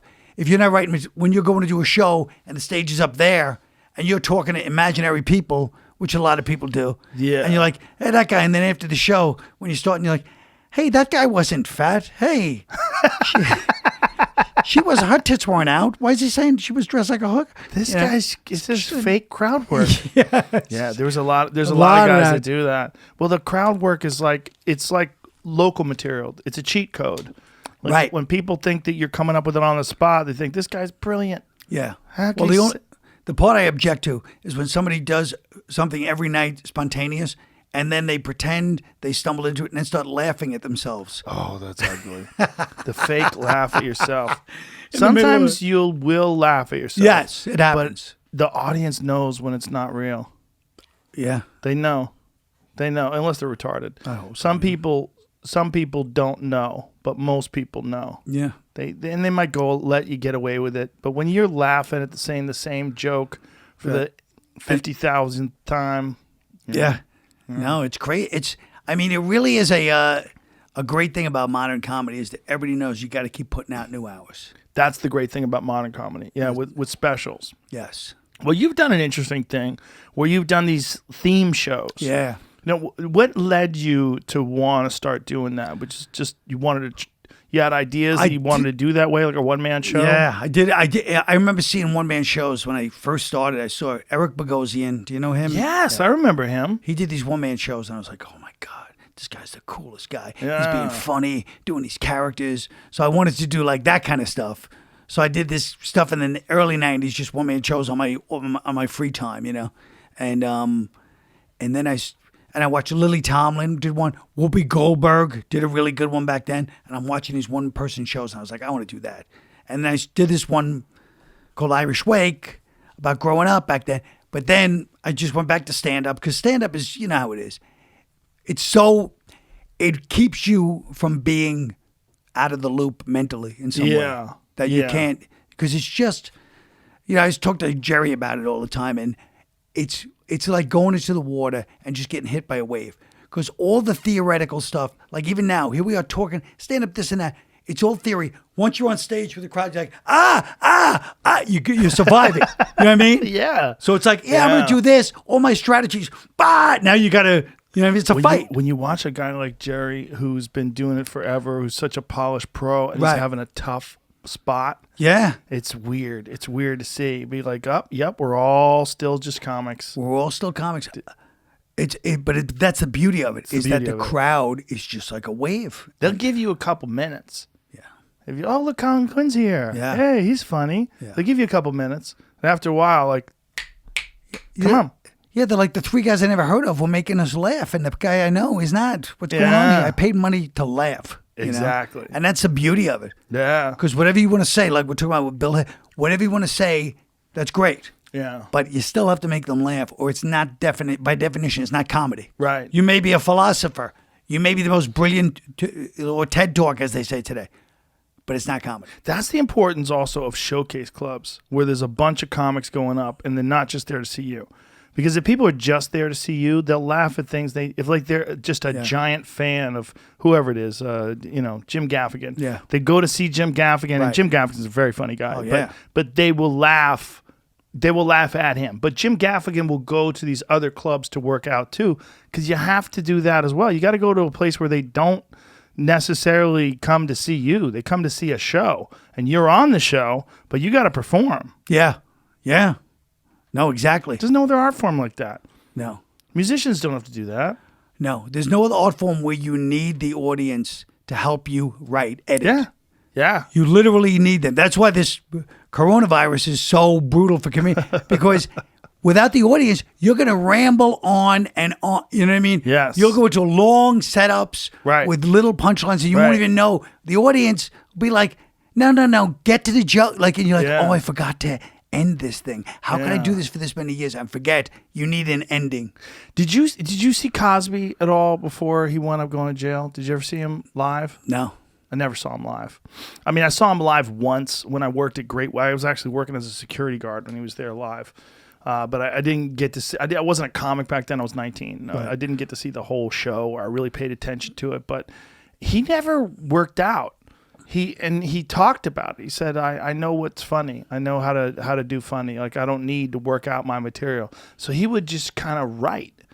And then he would go up and do these. And from all accounts, like Chris Rock said it and Burr said it, they went to see him. They said it was fucking brilliant. Brilliant. Yeah. And he didn't work out. Like, I would like to see what that was like. I would like to see it too. Yeah. Jerry Seinfeld, Chris Rock, they always said they went to see Bill Cosby and loved it. You know what I mean? Yeah. I mean, I wonder about that. It's a little hero worship too, right? Like, like how much of it is you're supposed to love it? How much of it you love it because it's great? Yeah, I guess. I mean, if they hero worshipped him. You know? Before he got arrested, everybody hero worshipped him. I didn't. You didn't? I never liked it. I didn't like his act that much. I mean, I thought he was. One time I did a big benefit, a big Carnegie Hall show. It was right after 9/11, and Cosby was on, and it's an interesting night for two reasons. But one of them is he asked to meet me after my set. He was hero worshiping me, Joe, in my opinion. But he brought me up because he wanted to meet me because of my set. So I go up and I brought my girlfriend at the time, very pretty, and I walked in with her, and she had a certain look that I could, like very exotic looking too, and dressed up, and Cosby was there in sweatpants, smoking a cigar in Carnegie Hall, which only certain people get away with. He's in some dressing room in Carnegie Hall with a cigar, and he's talked to me for 20 minutes. He looked at me for about 8 seconds of the 20. He was literally looking, but he made it a joke, but it was dead serious. But he was looking at her while he was talking to me the whole time. And we're all like laughing like he's in on the joke. But it was so, like she thought it was so weird. But the same night, Tom Papa was there with his wife, Cynthia. And Bill Clinton was there too. It was like a big, right after 9/11. And Clinton was shocked. He walked around the room. He was so smart, everything they say about him. But then he starts talking to Tom Papa. He starts flirting with Cynthia right in front of everybody. And we're all laughing. But he's like, hey, I love her. was one of those nights. Fascinating. In retrospect, right? It was a Me Too benefit in retrospect. I remember I called Bill Cosby a douchebag on your show when I was on Tough Crowd. Because he was... You were ahead of the time. He was being interviewed by Wanda Sykes. Right. And Wanda was interviewing him, and he starts chastising her for the way she's talking to him. That's right. And he had sunglasses on. I go, that guy's a fucking douchebag. That's great. And I remember thinking, like, geez, who the fuck am I to call Bill Cosby a douchebag? I mean, this is like... Yes. I mean, when was Tough Crowd? What year am I talking about? I've got to think early 2003, 2000. 2004. Yeah. And I was like, he's a fucking douchebag. But that's hilarious. I remember that when he was like, yeah, you got it. When I used to Yeah, imitate she her was when just talked. having fun Yes. and talking to him. She was just trying to be funny, and he chastised her for the way she was speaking. It was crazy. It was real weird. Like, who the fuck are you to tell her how to talk? Especially on TV at And that especially time. everybody loves Wanda. Yeah, like, she's walking around the crowd and he does that. And she's just working. She's a comic. Yes. And Yeah. it wasn't nothing she did was offensive. It was Right. just her talking. Yeah. And I remember being on the show, and then I remember leaving going, geez, I should have called Bill Cosby a douchebag. Like, I probably shouldn't do that. I feel like a lot of people left the show saying something like that about Oh, something. that was the show. That show would not be possible today. No. I mean, it really was like a podcast in a lot of ways. Yeah. You know? Yeah. It really was. It was, yeah. It was a fucking great show, though. Thanks. Yeah. It was a great show. Thanks. It really was. And you were the perfect host for it, too, because you were loose enough and light enough with everything that you can kind of keep the glue together. Yeah. I mean, I took as much abuse as anybody on that. Oh, yeah. But it was a rare moment where, like, in Perfect Name, too. Tough Crowd was a perfect name for Yeah. it. Has there ever been a talk about bringing that back? Oh, God, yeah. Everybody talks about it. But I'm like, where? You know what I mean? What about as a podcast? People say that. I don't know. Why not? I mean, because, first of all, I resented at the time that I was like, nah, they didn't want it. You know what I mean? Like, Right. who knows what I'm resenting? I'm fighting against something that it's not even part of the podcast world. Right. And, but then I was just like, I don't know. Then I'm going to, you know what I mean? Getting everybody together and, you know, people's careers would fall left and right if we did it. Oh, yeah. I mean, anybody on there, would they be able to really even speak honestly today? Kinda. Kind of. You gotta have a career that's pretty locked in already, or you gotta be on the come up where you got nothing to lose. It's Yeah. the guys that are on a television show that are fucked. Yeah. Like the guys who get a TV show where you're really worried about losing it. Right. Those guys can't do a show like that. But back No. then you could. Oh, back then we did, but There it is. Colin Quinn, Tough Crowd. There it is. Look at that. that is that Patrice O'Neill. Patrice! Oh, he was the star of that fucking show. Well, Norton was great on that show. DePaula was great on that show. Everybody was great in that. Geraldo. There's Geraldo. Geraldo. And I remember when Geraldo and Leary went at it. That was one of the great moments of that show. 10 years Geraldo's dead 2 days ago. Yeah, him and Larry. That was a good one. And Lenny Clark was there. It was just a great setup. Like the way you had it, it was just a Look at great Patrice. setup. Patrice literally, it was basically his show. As you can see from that footage, I was a guest. He was the host. Little chubby Jimmy. Look at Jimmy I back know. in the He chubby really days. looks like a fat fool. But It was a great fucking show, man. yeah. How many episodes did you guys wind up doing? 200, I think. 200, Wow. 220 or something. I have can we get you to do it as a podcast? I don't know. Because you could get guys like me, Yeah. guys like established comics would do it, and it would be wild. You could still do it. It could still be Yeah. done as a podcast. It could still because like you have a guy like Joey Diaz on. He doesn't give a fuck. Right. Like you can have those guys, and Yeah. they will talk freely, Yeah. and people would love it. Oh It my would- god, it they would would- love it. Yeah, it might be. I don't know. I mean, over the years, obviously, people have brought it up to me, and I was always like, no, because he could never. Do you own the really name? Be free today. No, but I got a better one.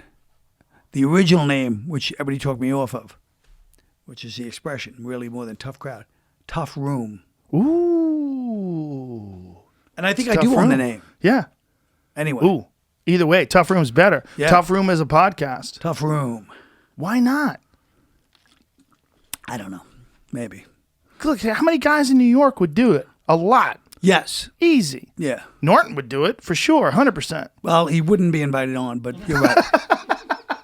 You brought up the one name of someone that's not welcome on the show. There's plenty of comics that would do it. I know. Joey Diaz is in Jersey now. Oh yeah, a lot of people. He's moved out there in the East Coast. Yeah, he got the fuck out. Most people are leaving. L.A. is just a sinking ship. Yeah, everybody's leaving. Yeah, it's sad. It's It is. sad. But it's also good. Things move on. Like I said, comedy. I'm not even kidding. What if it becomes this, outdoor thing? Everyone's going to move down south. It could be an outdoor thing, but I think more than anything, it could be a thing where I think they're going to have some sort of a treatment for COVID sooner or later.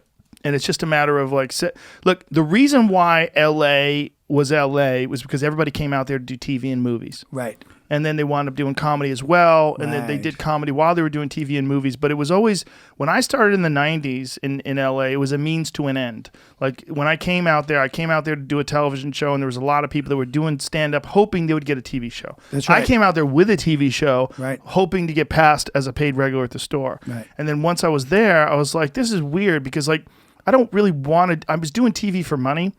And every time a new TV project came up, I was like, okay. But really, I had this dream. My dream was I would really love if I could just do stand-up. Yeah. I'm doing all this stuff so I could make Stanhope said it best. He goes, basically, we're doing TV to make sure we have an audience so that we could do stand-up. Absolutely. But now that doesn't exist anymore. Nobody gives a fuck about TV. Nobody cares. For a lot of comics, if you get a TV show, it's like, poor guy, you got a show.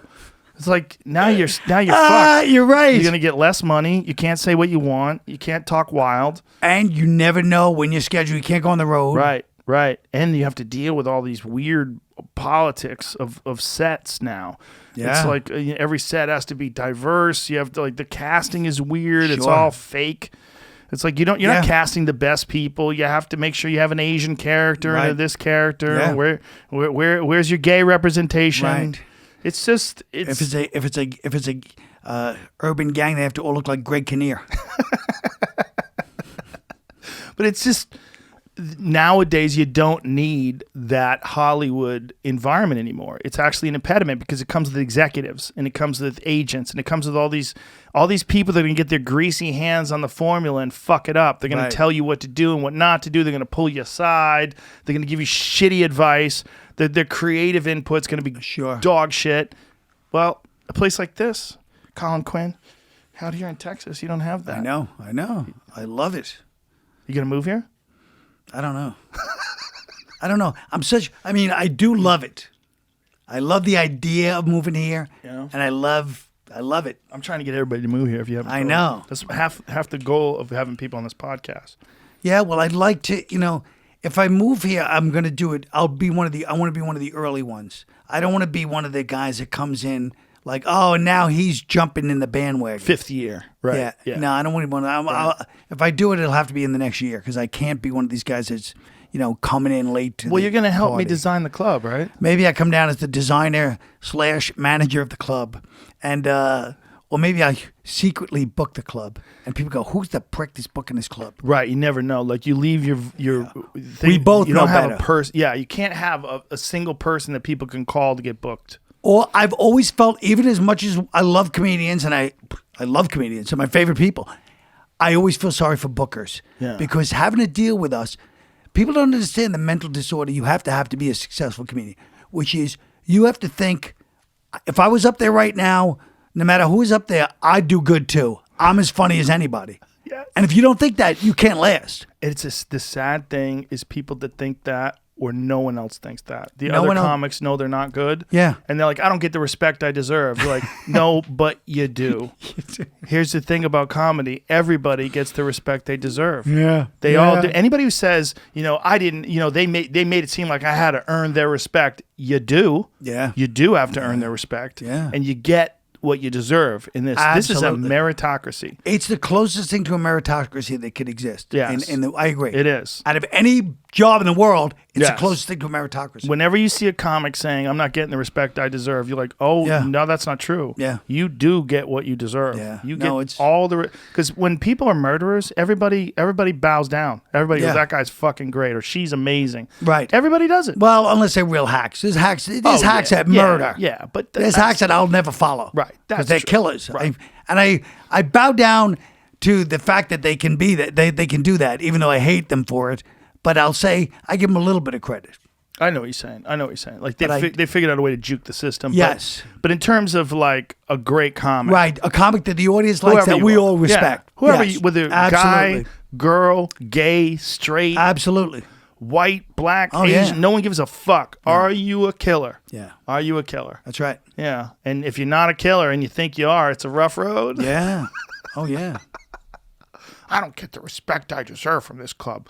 But you do. No, yeah. But you do. Yeah. 'Cause if you were laying it down every night, they would all be like, God damn, he's killing it. But this is what I'm saying. Bookers, everybody thinks they should be at that place right then. Yep. Everybody thinks you should be on stage all the time. Yeah. So to be a booker, you're going to make a lot of enemies. Yeah. Yeah. And then there's people that think that it should be like, there should be a certain amount of women. Right. There should be more women on this lineup. Right. No, there shouldn't. No. If they're funny, they should be. Oh, yeah. But I've always said, and I still maintain this day, I think it's a difficult road for a woman. I think there's women, there's a lot of men that don't want to hear women talk about politics. There's a lot of men who don't want to hear women tell them things that maybe they don't know, or say comedy in a way like they're explaining things to the men. There's a lot of men who are sexist. I think it's Right. harder for them to talk about sex. They like Christopher Hitchens had a whole article he wrote in Vanity Fair about this back in the day. It was very controversial. It was called "Women Aren't Funny," and all these women got really upset at him. But he was basically I saying, don't blame him. he was saying if you want to be a woman and be a comedian, you kind of have to adopt male characteristics. You have to either act like a slut or act like a guy or be butch. Well, I don't agree It's not with true. But It's not true because he's not a comedian. He doesn't know. no, Yeah. it's not true. But what is true is it's harder. It's a harder path for a woman. You have to be, yes, it is hard. Yeah. And you have to be Undeniable. you have to be a dominant personality. You know Yeah. what I'm saying? Like a Roseanne. Like Roseanne came out and she was not playing. Right. I'm going to, you know what I mean? Like you have to have that energy, I guess. Or Sarah Silverman, right? She Sarah figured out Silverman. her path through it. She was cute, but it was like she would shock you with her takes on things. Well, it but was like well crafted. Yes, she was almost like totally different, but like Sam Kinison in the fact that you'd be like, oh, this person's saying this. And then you're like, whoa, whoa, whoa. You know, it was like a joke. Yeah, and she was pretty, so it Oh, would yeah. throw you off. And she was charming. Yes, yeah. But Roseanne was interesting in the same way Kinison was interesting because she became that person after she had a brain injury. What? Yeah, she got hit by a car, just like Kinison. I didn't know either one of them got hit by a car Yes. before they did stand-up. Yeah, their personalities changed. It's really interesting. They both got really hurt bad. And when you get really bad brain injuries, one of the things that happens is you become ridiculously impulsive and wild and oftentimes violent. Like that was the thing with Kinison. Like his brother wrote in the book, My Brother Sam. Right. His brother Bill wrote a book about Sam and what Sam was like before the accident and then after the accident. He was hit by I think he was hit by a pickup truck, but like really fucked up, like brain injury. And then he became a different person. Like he was like quiet and reserved and then just became wild and uncontrollable. Same thing with Roseanne. She went to a mental institute for 9 months after she was hit by a car. How funny is that? That people have to get hit by a truck. What does that say about us? What does it say? We're fucked. Yeah. What does it really say? Yeah. Well, Because I believe in the different vein, but the same psychologically, I believe you have to be at a place where it's almost like an existential crisis. Yeah. Where you're like, I don't care if I bomb. I don't care about, I don't place enough value in this planet that I give a shit. I'm going up and I'm talking about what I want to talk about. Yeah. It's almost like a level of depression that's not it goes beyond where you're just like, I don't care. I really don't care. Because people care about this public speaking so much that there has to be something with us that's off where we're like, I don't care. or you have to develop it over time. You have to develop that callousness about the way people feel about you. Eventually, yeah. You have to. Or you got to get so good that you know that even though it's so terrifying to bomb, that you could slip through those waters and ride the wave of success. Well, what I always tell people starting when they ask, even when they don't ask, I tell them, but is the audience can hate you, but they can never feel sorry for you. The one thing you're not allowed to have in comedy, in my opinion, is the one thing you're not allowed to indulge in is you can't ever be uncomfortable. Right. You can be anything. You could be an asshole. Yes. You could be a psycho. You could be offensive. You can never be uncomfortable. Isn't You're not that allowed weird? to be. Isn't it weird that you could feel it? Yeah. You feel it when someone's uncomfortable. You're not allowed. If you paid somebody to come in right now and do a set for us three, they're not allowed to be like, well, it's a weird setup. They can't be. They can say this setup sucks. You pay me for this, fuck. They can attack us and we'll probably love them for it. But they can't be uncomfortable. Right. You're paid to not be uncomfortable. Right. No matter what. Yeah. You can't be ashamed and you can't be uncomfortable. Anything else you can be. It is such a strange art form. It's like they feel you. They feel how you feel. Even if the words come out perfect with the perfect timing, they feel how you feel, and they won't laugh if you seem uncomfortable. Yes, yeah. It's like alchemical or something. It's just It is. It's such a you know, I used to always hate this, even though it's true. As people decide how they feel about you, the first 10 seconds, I was like, oh, what the fuck is that? You know, judge me at 10 seconds. But the truth is, when somebody comes on stage and they don't make eye contact, like with the crowd, like they're like either looking down or looking above. Yes. Right away, the whole crowd knows. And they're like, what's this part? Are they uncomfortable? Then why are you being a comedian? Get off stage. Yeah. They get You angry. have to be like, I don't give a shit. Just like with a heckler. Like people had tried that to, hey, the heckler. It's like, no. We're living vicariously through you in the audience. Yeah. The asshole at work that we can't say that to because we'll get fired or get our ass kicked, you have to say that to. Yep. You know? Yeah. Even if you don't say the greatest thing, doesn't have to be the most clever thing in the world, but it has to be basically, fuck you fucking idiot. gotta address Coming it. here trying to fucking ruin it. God, fuck this. People love it because they can live vicariously through that, you know? Well, it's such a classic person, too. Yes. The heckler's such a classic person. Yeah. The person that thinks their opinion is more important than the entire audience. Yeah. You're going to stand up and put a stop to it, that their ego allows them to literally yell out to the person with the microphone. Yeah. Nice shirt. Yeah. Yeah. Ugh. It's so, yeah. That was another beautiful thing about the store that was terrible, but also beautiful. There was no crowd control. Oh, yeah. No one right. took care of the crowd. No. You had to develop the ability to handle shit. Yeah. When things are going sideways, no one stopped anybody. No one kicked anybody out. No. And then eventually they did. Like in the, like the new version of the store, like 2014 on when I came back, they would fucking clean it out, man. They wouldn't let anybody like heckle anymore. And I was like, this is interesting. It's like these young guys coming up. This is good, but it's also bad. Yes. You got to learn how to handle this chaos. And if you would go somewhere else, one of the things, you would go on the road, and if you would go on the road and people would heckle you, you're like, do you think I'm not used to this? I get heckled every night. Yes. Like it's such a normal part of the experience. It has to be a normal part of the experience. Yeah. I agree, because there's nothing, even as a guy who's been in forever, when you watch a comedian, somebody heckles them and you see their faces like, like they're startled by it. Yes. What you want to see is like, okay, asshole number 6,000 in my life. Listen to me, you fuck. Yeah. You don't even want it to be like that outraged. You want to just be like, oh, you fuck. You like, it's part of the thing, you know? Exactly. There's that great Bill Hicks set where he's doing that with them, you know, the recording. Remember where he's like yelling at the whole crowd, like, oh yeah, oh you and he just reads them the right act. You just tell he's been doing it forever. yeah. There was a lady yelled at him, and he goes, oh, I'm a cunt. He goes, I got a pussy, so I get carte blanche. I heard a recording of Lenny Bruce from 1959. There was this guy Hal Wilner who just died, and he had all these old great recordings of music and everything. But he had this Lenny Bruce recording from 1959, and he just let me listen to it once.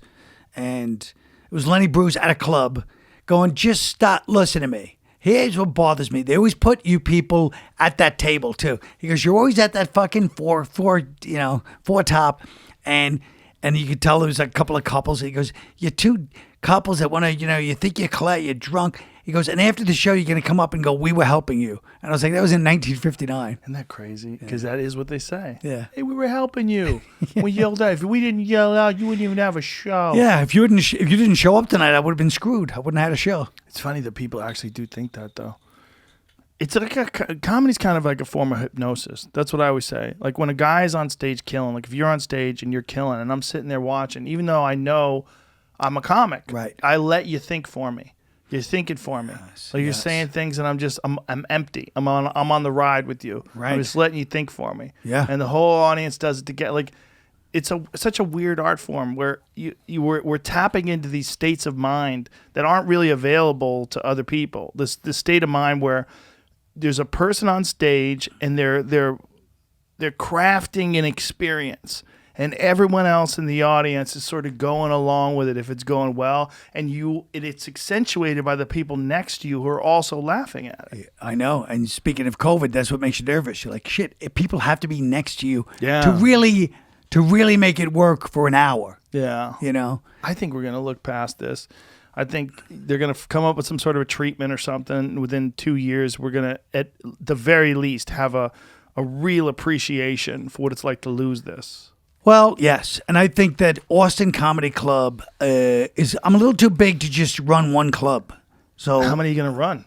Well, I mean, a chain of Southern clubs, Okay. you know? And Where then- else? Where else? Nashville? Yeah, I've watched probably 50 episodes of Bar Rescue like most people, so I understand what to do when I go into the place. I understand the culture. Yeah, not Nashville because they have Zanies. I'll respect a real institution like Zanies. Maybe you could be Comedy Club Rescue and come in with like, you have to have a hook, like a polka dot suit or something crazy. Oh, all right. I was like, I didn't like it. Then I was like, yeah, why not? Maybe we open blue a chain- velvet, But we something open cool. How about a chain of like where the ceiling, like in case COVID or something comes back, with a retractable ceiling, so you can have a skylight. The skylight. Oh, okay. It's gonna be expensive, but I'm sure it's a lot cheaper than I it was. think outside only works in the sun. The thing about they're saying about being outside, the only good thing about outside is the circulation. Like people aren't breathing in your face, like the air is not trapped. But Joe, the way that outside works is like UV light and sun is supposed to kill COVID. Well, I'm like, going to say almost something that instantaneously. I don't care if people get sick from COVID. I want to market it so people think they're safe. I don't really give a shit I once like they what pay you're their saying. cover. How about a fan? This is a goddamn business. Blows all the bad air away. I mean, you know, what are you, the guy that's working for, you know, R.J. Reynolds in 1950? Hey, listen, these cigarettes are bad. Do you think you would live outside of New York City ever, though? Seriously? I mean, You seem like you're inexorably tied to that city. I feel like I am, but I'm like I said, a lot of my family is moving. A lot of people I know are moving to the suburbs in the past 6 months, 7 months.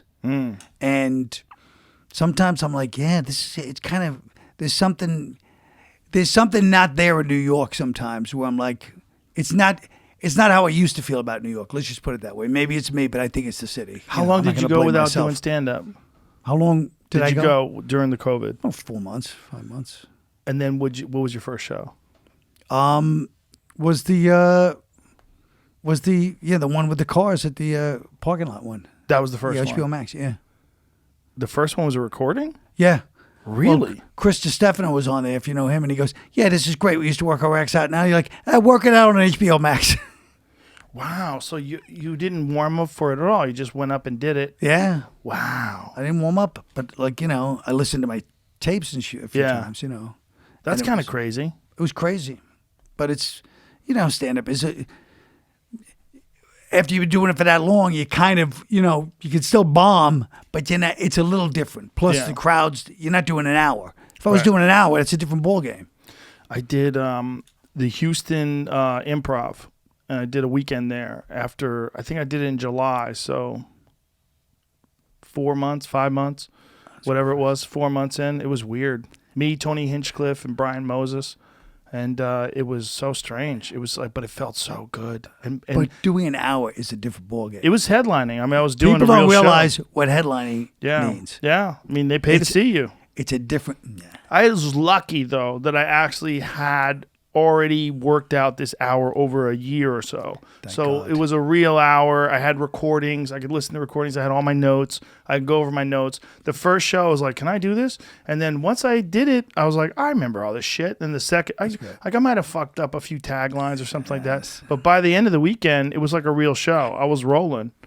So how many times you listen to your set before you went on? Oh, a lot. Me too. listen I to a always do. lot. I don't play games. I don't either. I record all my sets and I listen to them. Usually I would listen to them. I would drive home from the store. I would listen to them on the way home. But this is the difference between people that really want to last. If you don't respect it, you have to respect it enough to go, hey, guess what? These people in Houston paid to see. Yes. I'm going to do my best. It might not be perfect. It's going to be the best. I put all my effort in. Yeah. Then you really, you're doing it. You might be a little clumsy if you haven't done stand-up in 5 months, but you are going to do the work that's required to get it done. And they're going to know that you care. That's right.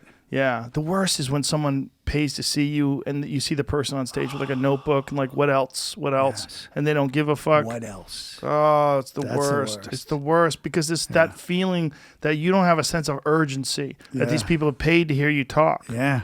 And a lot of people, it's like a little defense mechanism for them. Like, I don't give a fuck. It's just a show. Like, I always call it the Joe DiMaggio principle. Like when I saw this article once where Joe DiMaggio he's like 40 years old or something. He was already in the Hall of Fame, and he slid into third base. And there's this kid said, you play so hard. Like, why are you doing this? Like, you're already in the Hall of Fame and this and that. And he goes, because somewhere out there, there's someone who hasn't seen Joe DiMaggio play, and I don't want to let him down.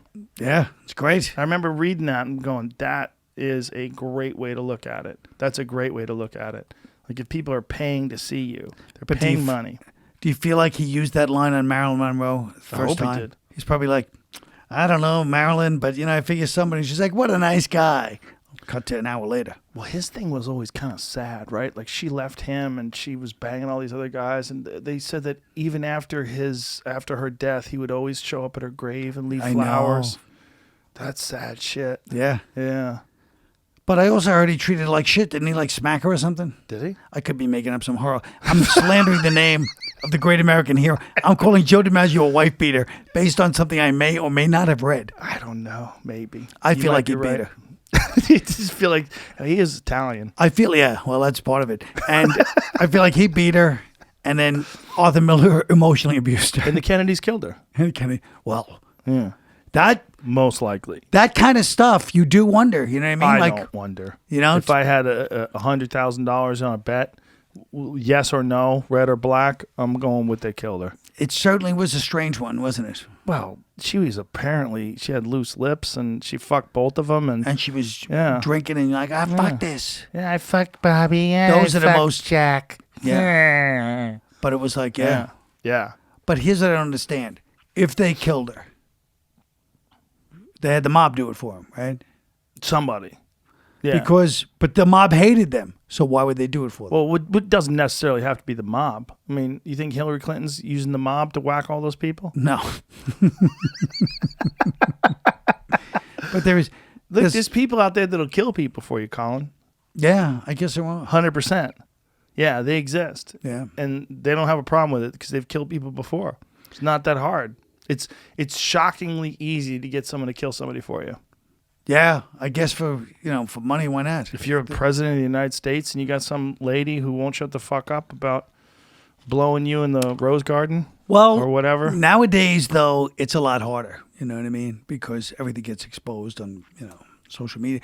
But I mean, back in those days, you get away with it. I'm sure. Say it to Epstein. I'm sure they killed that guy when he was in prison. Yeah, well, in prison it's easier. Well, yeah. They turn off the camera. They turned off all the cameras, but still. But if that was in the street, 80 people have cameras. Epstein! That's true. Jeff. That's true. Maybe it's easier to kill him in prison. I think it is. Yeah.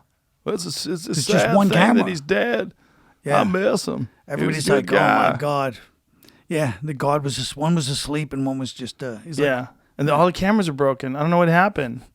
Weird. It's crazy. He broke his own neck. Strange. I guess he really feels bad about having sex with all 16-year-olds. I know. Yeah, but I mean, the minute that list. Well, what about Ghislaine Maxwell? What's going to happen with her? That's a good question because she doesn't go to. I don't think she goes to trial until I want to say next month. I think she goes to trial this month. Now we're in October. Jamie, when is she supposed to go on trial? You don't hear a word about that, right? No, she's getting She's in the Jack Ruby cell. I read a fascinating book. Next year. What the fuck are they waiting for? Yeah. They're trying to figure out how to kill her. I think you know what they're waiting for. That is crazy. Next year? When next year? Next December. Yeah. When are they going to do it? Why would they wait? That's so weird. They put Harvey Weinstein right into court. Why? Right. Why are they waiting for her? That's so strange. There was a report recently that Bill Clinton had an intimate dinner with her a couple years back. Gisane? We got to talk. Yeah. Is there a ledger? She was just denied bail recently, and current trial date is set for July 12th, 2021. That's a long time. That's a long time. July of 20. That's the 7th month of July of 2021, and here we are in October. Yeah. That's crazy. That's so much time to kill her. Yeah. Well, I mean, nowadays it'd be easy. Just you put COVID on the side of one of the surfaces and wait for her to sniff it. Not good enough. What about It's not going to kill her. What about you were saying something about the Kennedy, about Jack Ruby?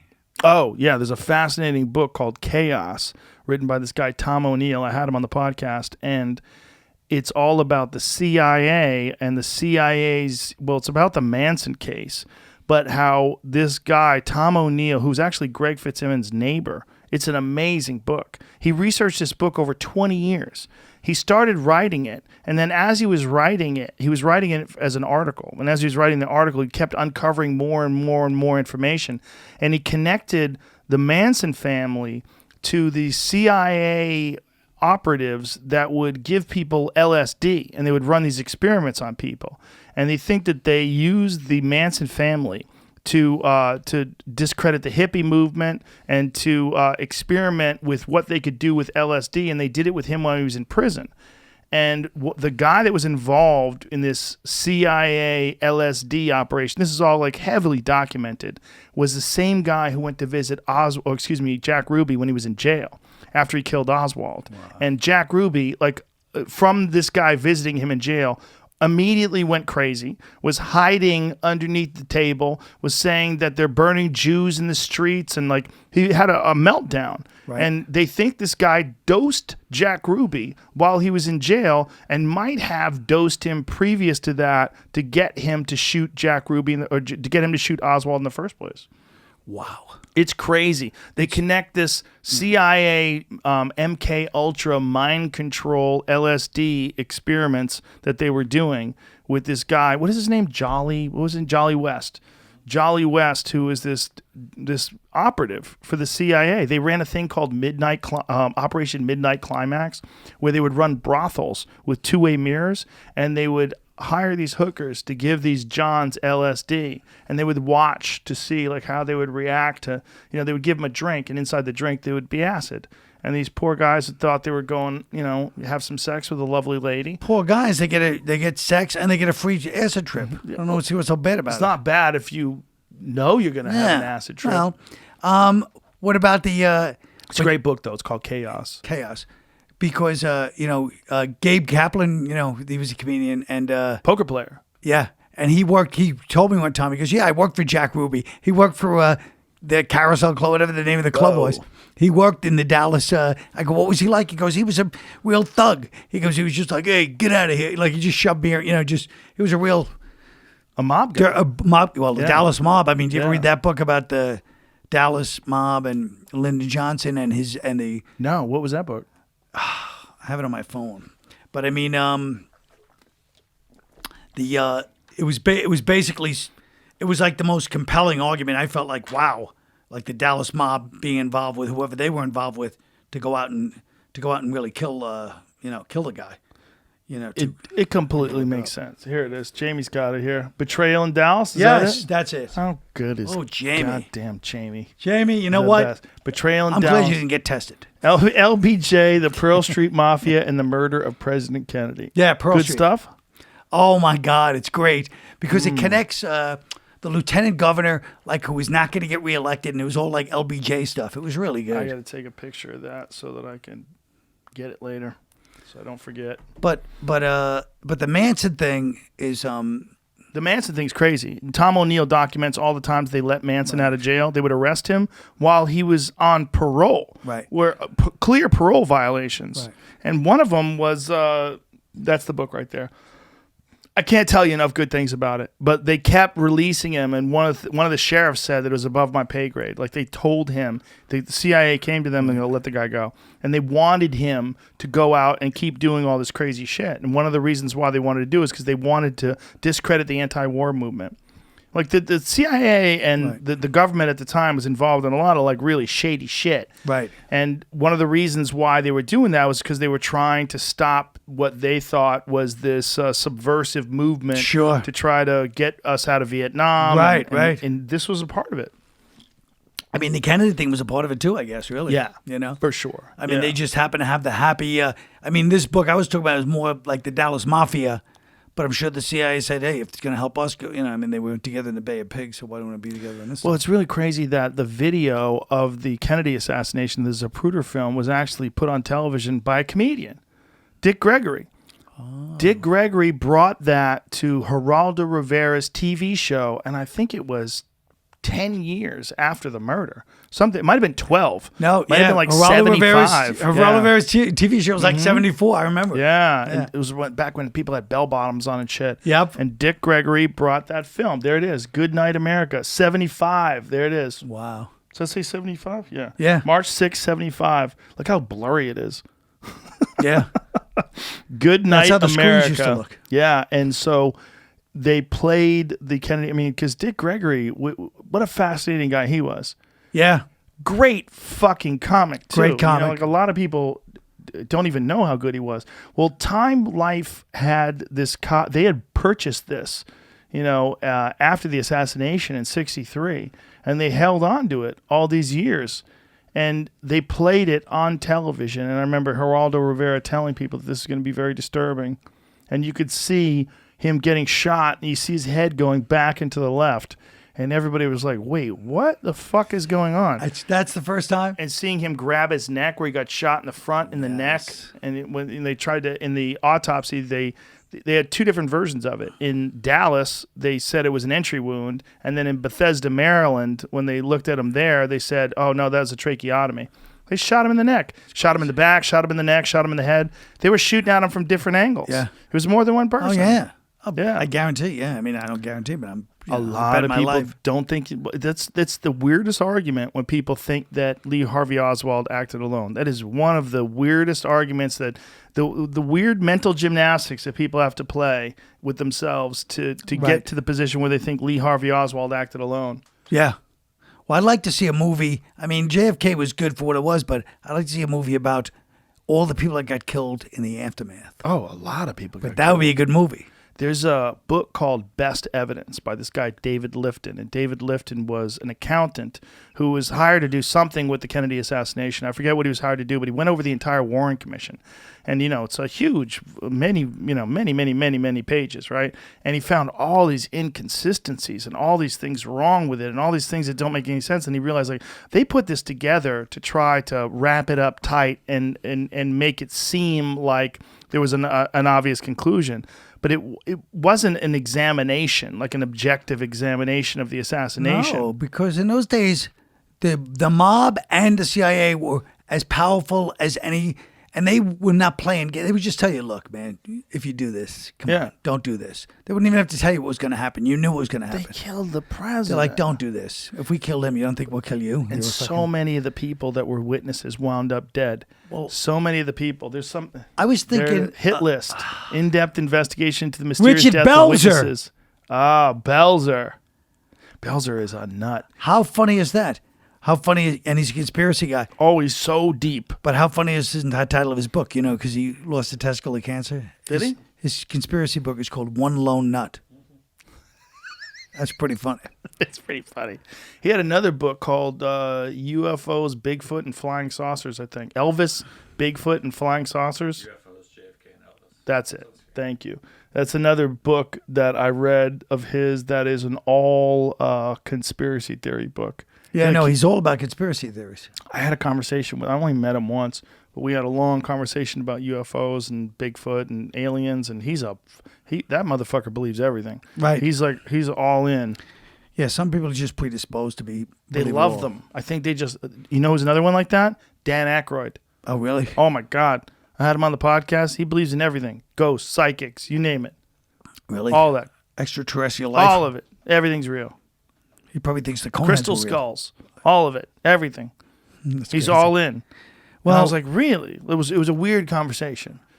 I was like he didn't have any skepticism at all. It wasn't like, who fucking knows? There was none of that. There was none of that. He was all in. All in. All in on psychics. All in on Bigfoot. All in on UFOs. He was all in. he was the oldest 23-year. He was on SNL. He was 23. Was he really? Yes, he seemed like he was like 40. Yes. But I like this idea. Great guy, though. I like this idea. But I like this idea of doing this. All the people that got killed after JFK. I know Yeah. this- You know, I mean, nothing. I'm not discrediting Belzer's book, but it doesn't look like the kind of thing I was envisioning. I wanted they it all, written like- by some investigative reporter, not by a stand-up. They all got murdered, parked their cars on train tracks, jumped off of buildings. On my There's- days off at Austin Comedy, I'm going to drive to Dallas 2 days a week and start researching for the movie. One thing you do if you do drive around there, here's another thing that drove me crazy. Everybody's like, well, the scope on the rifle didn't even work. Like, what are you talking about? How do you know it didn't work? Right. Like, what does that mean? Because when they got it, it didn't work. If you have a scope on a rifle and you just drop the rifle, that scope doesn't work. Really? Yeah. Like a scope on a rifle is like if you fall, and this happened to me once on a hunting trip. I fell and my rifle was off. And we took it back to the range. It was off by 6 inches at 100 yards with on a rest where you just squeeze off rounds. It was when you knock a rifle, like if you fall down and the Right. rifle drops, it's going to adjust the scope. Yeah. And you're shooting a bullet, a couple 100 yards or 100 yards, any little wiggle, like if it's an eighth of an inch to the left or the right, you're going to be way off by the time it gets to the target. So when all these people were saying, oh, the scope on the rifle didn't even work well, like, what are you talking? You don't know that. Right. Like, they found this thing sitting. He could have dropped it after he shot JFK. I think Lee Harvey Oswald was would've. probably in on it. I think he was probably in on it. He's probably one of them. But I think they definitely, like, when he said he was a patsy, Yeah. they're like, yeah, most likely. Yeah, Yeah, most likely yeah. he was a patsy. He came. By the way, what was a better description of the JFK assassination than Full Metal Jacket? Oh, it was a great one. Yeah. Remember? Outstanding. That was really beautiful. It was the way he said it. Like, Because it was just like, hey, guess what? Yeah. Life is hard. Here's what I say about this thing. also prepping these guys to be Yes. killers. Yes. And that what you're rewarding is someone who's really good at killing, even if he shot the fucking president. Yeah. It's like, I don't give a shit Yeah. what happened. I'm just telling you this guy was a Marine. What is this guy? Lee Emery? Really, Emery, yeah. God damn, he was good. He was so good in that role. Well, didn't they say he was there to advise and then they just Is that hired the him? scene? Play that. Let me hear that. Yeah.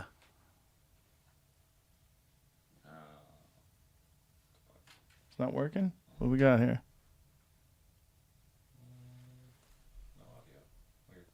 Is there no audio in the actual? It's so sad.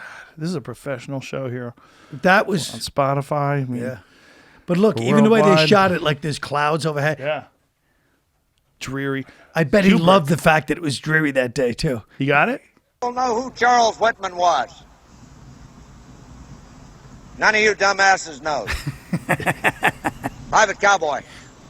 Sir, he was that guy who shot all those people from that tower in Austin, Texas, sir. That's affirmative. Charles Whitman killed Had a 12 brain people tumor. from a 28-story observation tower at the University of Texas, from distances of up to 400 yards. Anybody know who Lee Harvey Oswald was? Private Snowball. Sir, he shot Kennedy, sir. That's right. And do you know how far away he was? Sir, it was pretty far from that book suppository building, sir. All right, knock it off. 250 feet. He was 250 feet away and shooting at a moving target. Oswald got off 3 rounds with an old Italian bolt-action rifle in only 6 seconds and scored 2 hits, including a headshot. Do any of you people know where these individuals learned how to shoot? Private Joker. Sir, in the Marines, sir. In the Marines, outstanding. Those individuals showed what one motivated Marine and his rifle can do. And before you ladies leave my island, you will all be able to do the same thing. That's great Crazy scene. dialogue. Kubrick was so good. What one motivated individual? Yeah. He's like, doesn't matter what it means in the grand Right. scheme of things. We're Marines. I'm just telling you something for here. Training you, but it was such a great scene too because Kubrick is really highlighting like what has to go on when you're taking a regular kid and turning him into a killer. Yeah. Like you're really brainwashing him. I know. That was brainwashing. Yeah. Oh, absolutely. Yeah. They all say they all Kubrick say was that. so good. His movies were so goddamn good. You know, he used to do like complex mathematics in his spare time. He did. Yeah, for fun. Well, I don't understand what complex mathematics is, but one time I was in an elevator with Norm Macdonald, and we're in the elevator with these guys because Norm Macdonald in an elevator is very, he will literally say the worst thing you can say about somebody and then leave, and you're left there with all the people. That's his thing, one of his things. But there's two guys who were talking about some complex mathematic thing. This is in the late 90s at 30 Rock. And they're saying this I didn't even understand what language it was. It was a really deep mathematic thing. And then Norm Macdonald, who had never brought up math or anything like that to me in his life, goes, yeah, and starts speaking to them in this, like, what sounded like tongues. And they're like, oh, and they start speaking the binary, and he goes, and he starts speaking this mathematic talk, and then they leave. And then he goes to me like, yeah, those guys are nerds or something like that. And I was like, what? How do you know that? How did you know what they were talking about? How did he know? He's like, oh, He's a nerd too. He knows something deep, like he knows these things sometimes. He's a very smart guy. Really smart. Yeah. One of those guys that just, he'll just pretend not to know something. And they'll be like, that's like, and then you're like, what? Anybody walks in the room, he knows what they're talking about, Yeah, he's the guy that really should have had a podcast a long fucking time ago. And I know he's doing something now. He just sent me a text message the other day that he's starting to do a podcast now. Hey, Joe, I'm doing a podcast. Doing that thing we talked about. He should have done a lot because he had that show on Netflix, but they muzzled him when he went on the Howard Stern show. Right. And he was saying something, and he didn't want to say retarded, so he said, you'd have to have Down syndrome to believe that. Because he thought that'd be a better thing to say. But here's the thing about Norm. I'm still not sure if he thought that would be a better thing to say. Right, you never know. Because he's so smart. He might have been doing it as a double troll. Yeah. No, Norm is capable of the double troll. It's like, I don't want to say retarded. Down syndrome. The double troll, exactly. Yes, he's the master of that stuff. I randomly wound up sitting next to him on planes twice.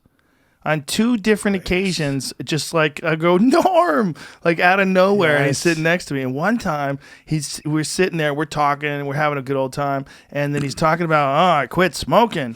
He's telling me how he quit smoking and finally quit smoking. And he's telling me all these things. And then when he lands, he literally like he can't stop himself, runs into the airport store and buys cigarettes.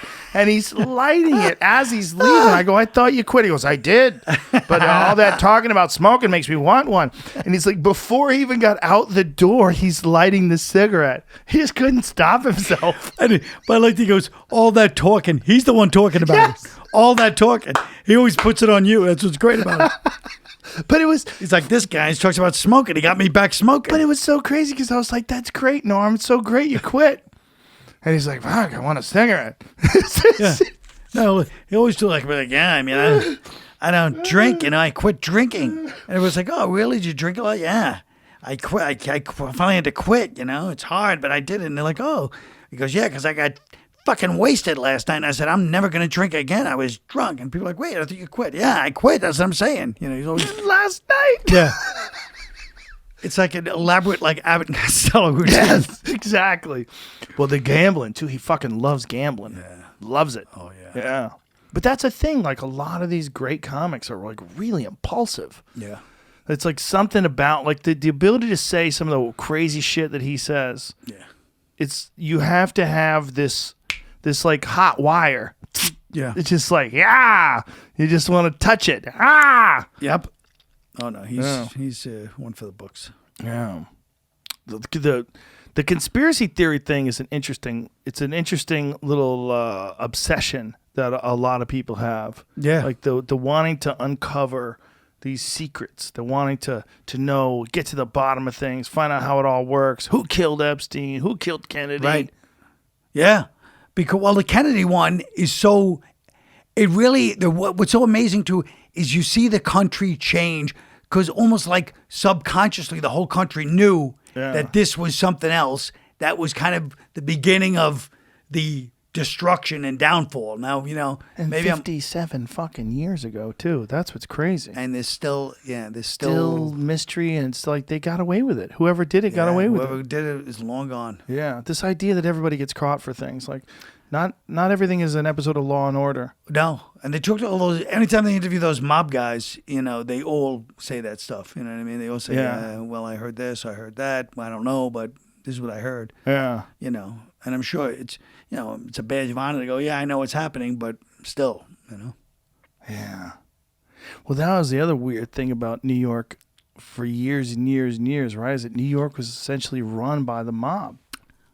And Giuliani helped clean that up too. Oh yeah, he busted that. I mean, he helped clean it up in the '80s. Yeah, when he was he did that commission case. You know what I mean? Crazy how this one guy Giuliani was responsible for a lot of the improvement in New York City. Yeah, a lot. Oh yeah. Sometimes it takes one guy like that. He's like the Buford Pusser of New York City. Because walking tall, taking the fish market down everybody was going, he's going to get killed. Really? When he became mayor, he went after the fish Explain market. to people the whole. Well, like the mob ran like Joe was saying, sanitation, like even things like I was in the restaurant union, so I didn't know, I didn't know. I just paid my dues. I'm like an idiot, and then but like they ran the restaurant, but then when you run the restaurant union, you don't just run the bartenders and the waiters. You run the linen supply, like the mob was linen supply.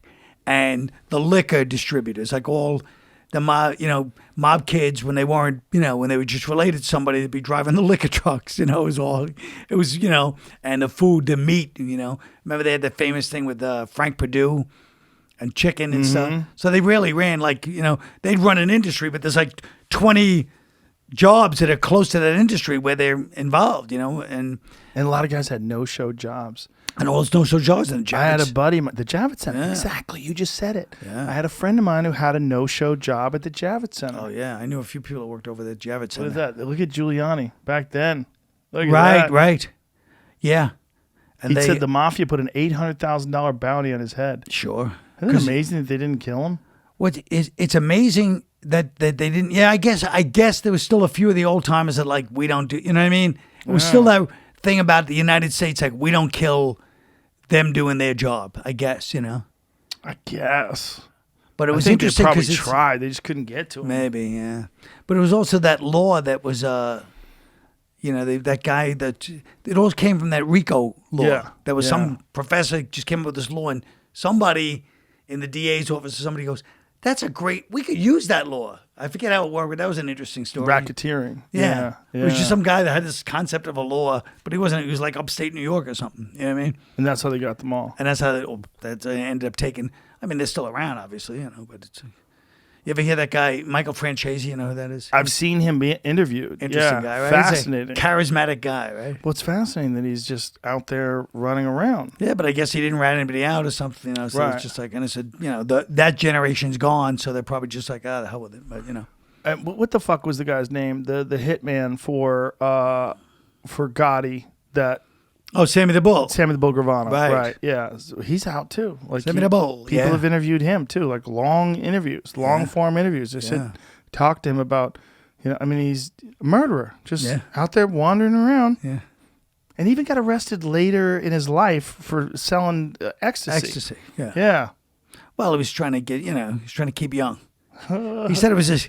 Hitman Sammy the Bull Gravano is now a social media star promoting his own podcast and showing off his cozy new family life in Arizona, 35 years after turning on the Gambino family and John Gotti. Wow, he's 75. And he's just starting his podcast. He's like Norm. He's just starting the podcast. They should do a podcast together. Look at him there. Two guys that should have done one years ago. He looks great. He does look good. He looks great. He's 75. He looks fucking great. Well, they always said about him was he would go to the gym. The other guys would go out. He wouldn't stay out late at night. That's kind of crazy. And he's doing a podcast, just like Hillary Clinton. Couple of murderers doing podcasts. Yeah. Look how good he looks, though. That's so weird. Joe, he doesn't look that good. I don't know why you keep saying Go back to that. Go back to that Jesus. picture. Come on. if I look that good at 75, come on.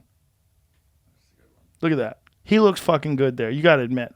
For a 75-year-old guy. Yeah, I mean, he looks... Using the same microphones we use, Jamie. Coincidence? He looks 65. No. They're very good. He looks good. Oh, it's just goes to show a nice smile like that. He's about 62. He looks about 62. All right. 13 years younger than he really is. That's what I say for that picture. Yeah. You think his podcast any good? Yeah. Would you be a guest? I bet it's I don't know. I don't go on that many. I don't like going on that many podcasts. How many have you been on? Plus, what would he ask me? Let me ask you. These mob guys. were gonna kill a They're not the guy. best. They're not the best comedy. Maybe he is. Maybe him and Michael Francesi could tell stories. Well, Francesi seems more like like he was like Yeah. more like a guy like we would understand. He is a very charismatic guy, Francesi. Yes. Yeah. But who knows? Sammy the Bull might be. You know what I mean? He's got that street intelligence. How many guys are in jail for life from selling pot? They're watching these guys doing these podcasts. They've killed 9 people. Go, what the fuck kind of shit is this? Yeah. What kind of lawyer did I have? The lawyer's like, listen. Where's the 100 million? The bad news. Francesi, there's 100 million missing? Oh, he's got 100 million buried somewhere? He's got to look at 100 nice. million? See, he looks like a former mob boss. Oh, Look yeah. at that nice suit he's wearing. Yes. Really well dressed. And how is he out? How much time did he have to do? I don't know, but he did. I know he was in jail, but he wasn't in there for murder. He was in there for some kind of that. Remember that gasoline? There's a big gasoline thing in the '80s. I don't know how they did it, but it was like one of those, things with the Russian mob. I think he was involved with them in some way. Yeah, he sold billions of gallons of gas. The family would collect the state and local gas taxes, but keep the money instead. At the same time, they were often selling the gas at lower prices than at legitimate gas stations. In the mid-1980s, Fortune magazine listed Francesi as number 18 on its list of top 50 wealthiest and most powerful gangsters in the world. That can't be good for you. He made billions of dollars over the years, Wow. not only for himself, but for the 5 families as well. By 1984, his greatest net worth was a staggering $20 billion, making him one of the richest gangsters of all time. Wait a minute. Nobody's Holy worth shit. Nobody's worth $20 billion. Nobody is worth $20 billion in 1984. Says he was. What? Wikipedia's lying. Even Bill Gates wasn't worth $20 billion in 1985, Francesi was indicted on 14 counts of racketeering, counterfeiting, and extortion in the gasoline bootleg racket. 1986, Francesi pleaded guilty on 2 counts. He was sentenced to 10 years in federal prison with $14 million in restitution payments. The guy's worth $20 billion. That ain't shit. So that's where the $100 million is. So what is he doing now? First of all, if he has $20 billion, why is there only $100 million buried? I would have buried $10 billion. That's a good question. Just keep scrolling down that page. I was gonna try to find the 20 billion thing. What does it say at the bottom? I want to find out what If happened. that was here. me- When did he get out? Stuff. He's a motivational speaker now. This is how you steal. What is? Well, he got out in '89. Got resentenced for violating his parole terms. What did he do to get? Arrested for tax fraud in LA. Whoops. Sent back to New York. Whoopsies. He started Ultimately, making the this balance of thing the court-ordered restitution payments earlier that year. Prosecutors also said Francesi was not considered by the government to be a cooperating witness. That's why he's alive. He was released in '94. Wow. Yeah. Interesting. Oh, yeah. So he made an autobiography. Well, he sounds like a fucking hustler, right? Yeah. He's been interviewed by Jim Rome. He's obviously a smart guy. He persuaded New York Yankees players who owed money to the Colombo loan sharks to fix baseball games for betting purposes. Holy shit. 2003, Francesi published Blood Covenant, an updated and expanded life story. He's out now because I mean he's out there He's doing out for things 25 now. years, yeah. But I mean he's out there doing things. I saw him being interviewed by somebody recently on YouTube. Yeah. Yeah. Because I'm sure, like you said, if he didn't cooperate, and most of those guys are dead anyway. Wait a minute. They contacted me. Yeah, really recently I got a request to have him on. Yeah, bring him on. Don't know if I want him to know where we are. Good point. Just in case you piss him off. Yeah, there he is. Okay, he's being viewed. No, but that Valuetainment guy, that guy does a very good show. He's on YouTube. Oh, Patrick Bet David. Yes, he's good. He's very Oh, good. yeah. He's very good. He's That's got what a, I've seen him, this guy. yeah, he's got a bunch of YouTube shows. Look how confident and comfortable that guy is. Out of jail, looking good, nice little pocket scarf. Yeah. Gentleman. Looks like a real mobster. Yeah. I wonder if he was at the Palm Shores Club that night. We'll never know. When I was friends with Fitzsimmons lived in Little Italy, and he lived right above the social club where John Gotti and all those guys used to go. He lived right there. When I went to visit him, I was like, Jesus, Greg. Like, he was right there. Hilarious. Yeah, he rented this place from like this old Italian couple. Oh, that's really funny. Yeah, he was right there. Like, right there. You see those guys walking down the street. Right. Walking to the social club. Oh, my God. They probably had him checked out, make sure he wasn't, guy like him could be a federal agent, But Fitzsimmons has that look. If they saw his act, they'd know. There's no way. He's too funny. It's also like those days, like when the mob ran New York. Yeah. It's like the mob ran Vegas. Like, everybody has these romantic notions of those days. But again, it's just like gritty New York City. Sure. As long as they weren't fucking you over. Exactly. Yeah. It's all fine until you're trying to, get paid. Like that great Richard Pryor routine. Remember that one? What was that? We're trying to get right. Trying to get paid by the mob. The guy's just laughing when he pulls a gun out. The good old days. Yeah. Yeah. But I mean, of course you miss New York, whatever flavor, you take, that's what you miss, is whatever that other intangible Chaos. thing was. Yeah, madness. But it did get, like you said, Times Square cleaned up. It was the worst. Times Square was horrible. I mean, everybody hated Times Square. And then it got cleaned up, and right away we're like, it looks like Disneyland. It did get to be like a big Applebee's, like we were saying. It really did get real. Yes. It became like just real chain.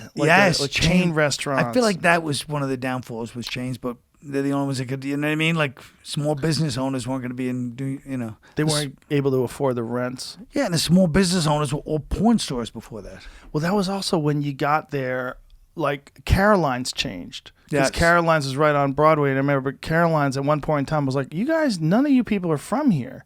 Like, Caroline's became like this tourist trap. Right. You know? Yes. Like, if you did Gotham, you got New York City people. Yeah. But if you did Caroline's, you were getting like all tourists. Yeah, it was weird. Sure. They're all from Kansas and shit. Yeah. First time in New York. Well, people would say that if you want a good test of your act to see if it would work nationally was Caroline's.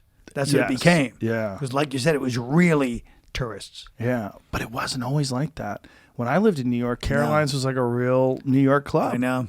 Yeah. But because they cleaned up Times Square, they cleaned up Caroline's too. Yeah, because people didn't want us to go to Times Square in the old days. I mean, in the 80s, nobody wanted to go to Times Square unless you were up to some devious behavior. There was no point to being there. Is Dangerfield still open? Dangerfield is exactly the same. How is it possible that it's still open? Well, maybe ask your buddy. Dr. Francesi. He's selling gas in the back. Dangerfield has not changed in 35 years. I was there like 3 years ago. I was laughing so hard. I used to love that club. Oh, I love it. You do third because you could really work out. Oh, nobody was there. Nobody's there. 30-minute sets. Yeah. Do you remember Bobby, the doorman? Yeah, of course. Bobby. Big old fucking Scottish guy, power lifter. Bobby. I saw him pick a man up by his neck. Some guy was heckling. He grabbed the man by... Bobby was an enormous human being. Yeah. Grabbed the man by his neck and lifted him up in the air. Carried him out. Like he had one hand on his belt, one hand on his neck. Because he was such a tank. He picked the guy up like the guy was an empty suitcase. But even that's an old school technique for a bouncer, by the belt and the neck. Just... Is that the greatest? Yeah, Bobby. Yeah, Bobby. He goes, you'd get off stage even if you killed. He goes, you tricked him again with that bag of shite for an act. It was a great place because I knew that Kinnison had performed there and Rodney Dangerfield did those Dangerfield specials there. You know, I mean, it was his spot. It was amazing, but you would go there and it was like, why is this place empty? Yeah. I don't understand. Yeah. They made all the money in prom season, and I guess... I did prom shows there. I did them with Otto and George. Oh. Otto and George and I did prom shows. Those were fun. They were wild. They were wild. They never rotated the show. They would just put in more people, and they told you to never change your act because they wanted people to leave. So if folks don't know what prom shows are you would get there, and this is no bullshit, you might do a 7 p.m. show, and you might do 5 shows a night. So your last show might be like 2 o'clock in the morning. Yeah. And you would leave right. there, it would be light out. Yep. I mean, it was crazy. It really didn't make And they any were all sense. 17 years old. High school kids. The- And they're leaving their prom, and they would get them in there on limos and pump them into the club. And the kids were hammered and drunk. Yep. Yeah, I saw a kid go on stage. He took the microphone away from Al Lubell and blew cigar smoke in his face. I was like, Jesus, this is rough. This is a rough show. It was wild, man. And they were so dumb, these kids. They were so stupid. Yeah. Otto and George was on. He was fucking hilarious. And this kid's like, I could see his lips moving. His lips are moving. He was mad that you could see the ventriloquist's lips moving. Oh, he didn't even care that it was some of the funniest fucking material. So funny. Do you remember when he had a Kennedy head? Did you ever see No. when Otto and George had a Kennedy head? No. He, George the dummy, he had rigged this thing up where George's head would flap back and it would like expose his brain. And he was working on this thing. We would have like a Kennedy head. And he said, he goes, yeah, I want to get it so it squirts blood, so I can get blood to squirt out of his head. I mean, it was really. I mean, I guess they're all like that, but he has such a sick relationship with that goddamn George. Oh, it was weird. It was mean, like it an was- episode of The Twilight Zone. It really was. Yeah, it was. Yeah, a couple of people told stories about the time they'd be out and, somebody would say something and then Otto would just go crazy and attack them for verbally abusing the dummy. Well, a Puerto Rican guy stabbed the dummy That's on right. stage That's one right. day. That's right. I don't remember where that was, but I remember the story. I remember the story too. He would yeah. sometimes have to check on the dummy, like open the trunk. I got to check on George. Yeah. He'd And some pop the girl, trunk. he was with a girl one time. I forget that story, but it was something with the girl and she said something about the dummy. He goes, he stays with me. And he went crazy and she just ran out of the house because she's like, he's a psycho. I don't really blame her. Do you remember that episode, the Twilight Zone, where the guy's dummy Yes. starts talking to him? Yes. Yes. Yeah, there's something about dummy acts. There's some. Duncan Trussell used to have this dummy, and someone stole it. His dummy was Little Hobo. And Little Hobo, the dummy was his grandfather's dummy. And his grandfather had died, and his grandfather's dying wish was that Duncan would bring Little Hobo on stage one last time before he buried him with his grandpa. So he'd have the dummy on stage, and then the dummy would start talking to him. And he's like, wait a minute, how the fuck are you talking? It was like this crazy thing where the dummy would take him over, and he would play Pink Floyd. He would sing along. There it is. That's Duncan and Little Hobo. And people did. I took him with me to the UK, and they did not know what to fucking expect. Wish You Were Here. So he would play that song, Pink Floyd song, Wish You Were Here. Yeah. And him and the dummy would be singing at the same time, 2 different voices, because he had like it synced up. He had like a whole setup with recordings and everything. It was amazing. That's great.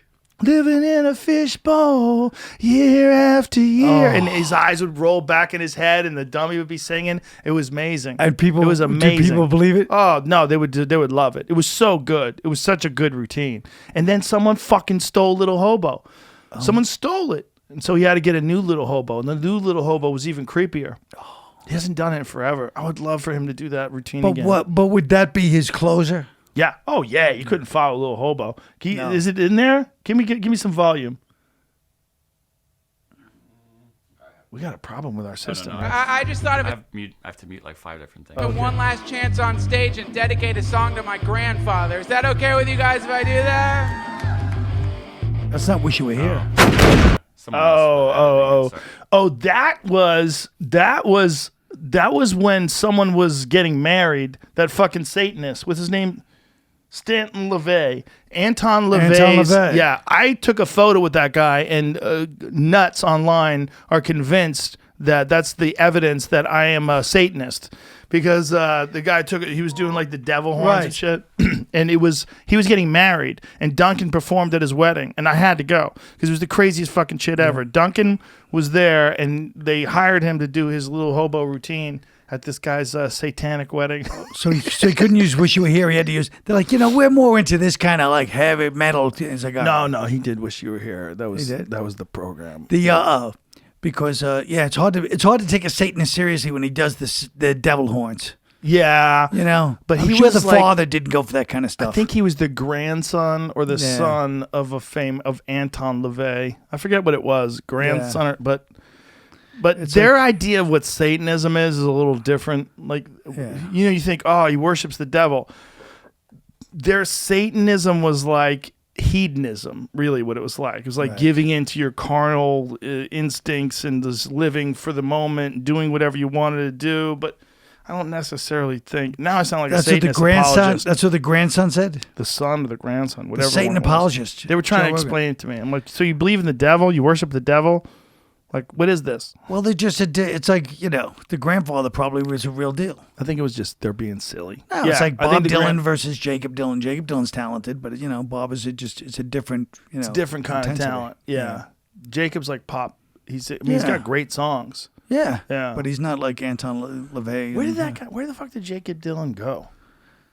I don't know. I met him back in the day when I was filming Fear Factor. His kids were like Fear Factor fans. Right. And they came to watch one of the episodes. I met Kenny G that way too. You did? They came to the episode? Yeah, they came to watch it being filmed. But the episodes were like outside. Yeah. Yeah, they came to watch. Yeah. They came to watch like people eat dicks and stuff. Wow. Yeah. There's Duncan. What is this? It's the evolution of. Oh, yeah. That's two little hobos? It was a wild night. Oh, okay. So he did some experimental work. I see that. That was like that painter, I forget his name, but it's like, I see what he's doing. He had different phases of his career. Well, that's the problem. When you have a closer like that, then you can't really get inspired to keep working because you're like, this closer's going to change. It was weird to follow. Because I brought him with me on the road. Oh, my God. You should have made him come back up and do it at the end. No, it was awesome. It was fun. That's so funny. So, Colin Quinn, what happens with you now? Where do you go? Where do you go from here? That's the question, isn't it? You need to do stand-up again. Where do we all go from here? Well, maybe, I don't know. Like, legitimately. Oh, have you thought about it? Where am I going to? I don't know. I mean, I write, I write every day. I'm writing scripts, I'm writing books, I'm doing all that stuff. You write every day? Yeah. Do you sit down at a specific time and do it? Or no, I don't have that discipline, But I make sure I write, But I'm sure like every comic, like I'll write like 5 days in a row and I'll be like, I'm a beast. I'm a disciplined person. And then the next day I'll just be like, I just start eating and, watching like any Narcos offshoot show. Any show that's related in any way to Narcos is the greatest show to me on Netflix. Why do you like Narcos? I just love all those shows. I love Fauda. You ever watch that one? What's that? The Israeli one? No. Fauda. That's another Netflix. I only watched the first 2 seasons of Narcos. You did? Once it wasn't Pablo Escobar anymore, I kind of lost. Was that guy not the? Well, they did it in Mexico. It was great too. I heard but nobody was as good as that guy to play in Pablo Escobar. He's incredible. Because most evil, like even what I expected to see Pablo Escobar was like this guy that's like, rah, and he's just playing this other thing. This dull kind of banality of evil guy who's just like looking. And then just, oh boy, was he an actor. I believed it though. Me too. That's what I mean. All in. When he confronts those cops on the on the bridge. Yes. And he's like, silver or lead, it's your choice. Oh, and they're like, I'll take the silver. I guess. Shit. The fuck. Yeah, that's it's just again, like I had a huge photo of Pablo Escobar in the old studio. Huge of his mugshot with his big smiling face. Yeah. And people would see it in the photos because I'd take pictures with the guests in front of the werewolf with this Pablo Escobar photo. And people get mad. They'd be like, you're celebrating this guy. Like, he was terrible to Colombia. Like, for me, as an outsider who loved that narco show, I was like, look at this chaos. This fucking guy who controlled Colombia for so many years and made so much money selling coke. But for the people that had to deal with it, it's the same as like the romantic notions of Times Square. Exactly. Yeah. It's like and even me, who knows better. That photo. But oh, God. That huge mugshot. We had like a 5-foot version of that at our podcast studio in L.A. That's funny because that shot, and he probably loves that shot and probably hates that other shot. Where he's as fat as a house. that can't be him, with can the it? wife. Yeah, that's not him. That's him. All those pictures are him. Jesus, that was him. Boy, he let himself go full apart. Well, he's just doing coke and drinking. I mean, what a party that guy led until the end. I mean, he never really got the hair under control. All that money. He should wear a hat.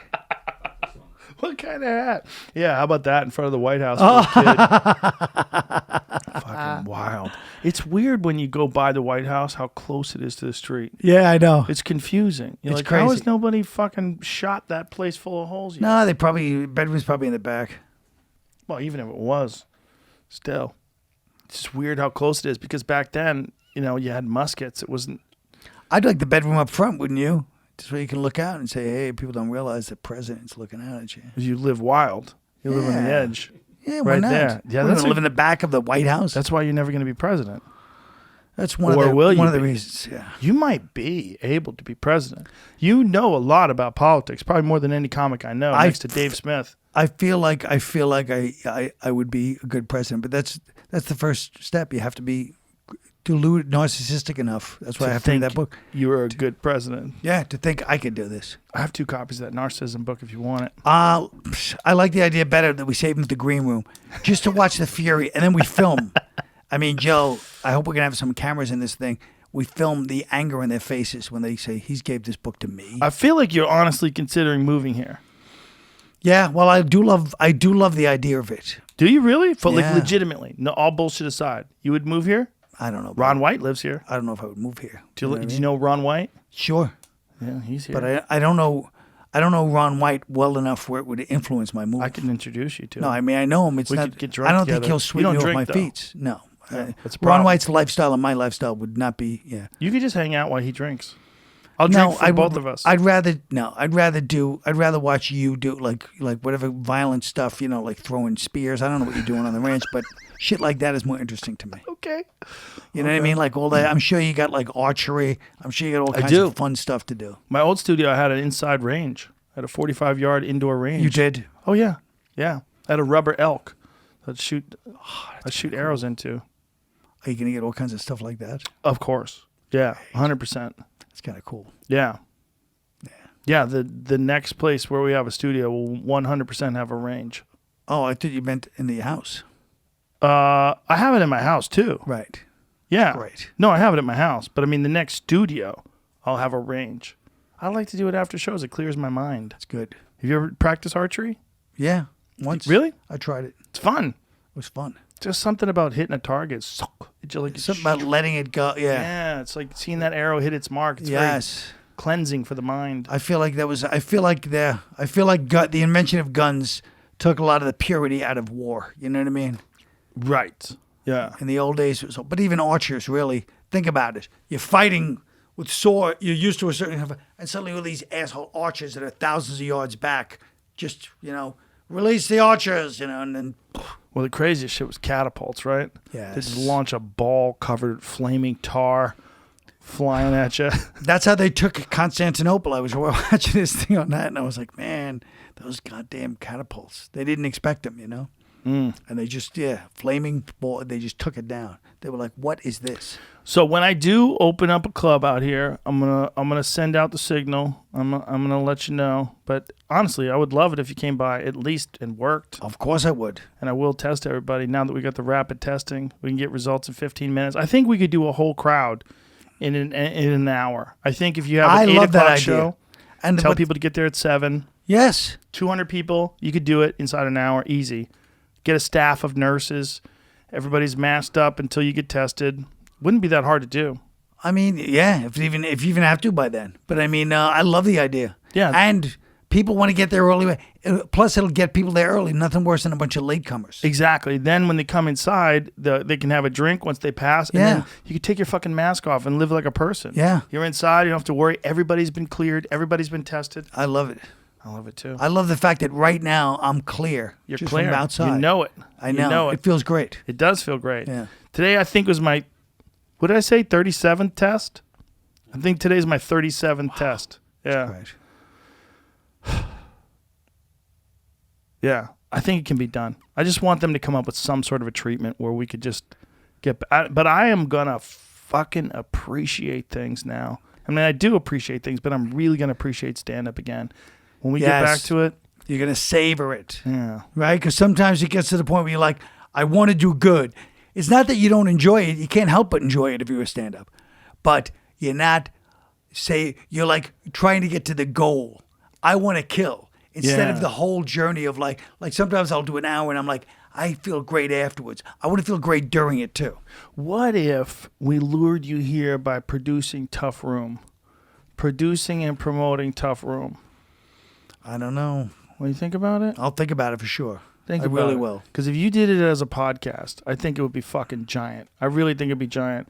I think if we take the time and really think about it and organize really good guests, like organize guys like Right. Joey Diaz, guys like Greg Fitzsimmons, funny fucking Right. people, have them come in. They're going to do stand-up at the place. Yes. They'll do stand up at the place and do it just like you did Tough Crowd, where you have subjects in the news, you Yes. bring it up, and you have a table full of great comics talking shit Yeah. like a podcast. Yeah.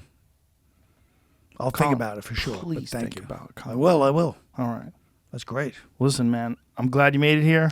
Thank It you was so an much. honor. It's an honor. It was Same a here. pleasure. It was really. here. We do it again. We'll do Yeah, it again. absolutely. Okay, we'll do it again. And when the club opens, I want you to be there like one of the first weeks, please. It's great. I would love it. All right. Yeah, I love it. All right. All right. Do you have social media? Do you have all that jazz? Yeah, Twitter. But I mean, my Do you book. use Instagram? I haven't even promoted my book. Oh. Uh, Tell everybody about your book.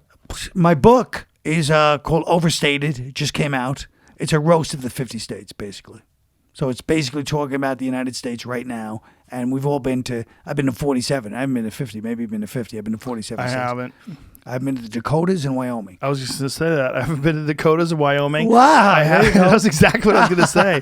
I've been to Alaska and Hawaii. There it is. Overstated. Coast to coast roast of the 50 states. I haven't been to, I guess I've been everywhere else. I kind of think, nope, never been to New Mexico either. Yeah. I mean, I think I drove through when I was a little kid, but that's it. I did don't so- think yeah. I've been anywhere else. Yeah, I, think I did that's shows it. in New Mexico, and we went to the hotel. I was like, "Oh, I like it here in Albuquerque." I'm lying there in the room. I'm like, "This is nice in New Mexico." It's like a drive-by next door, and it was a nice hotel.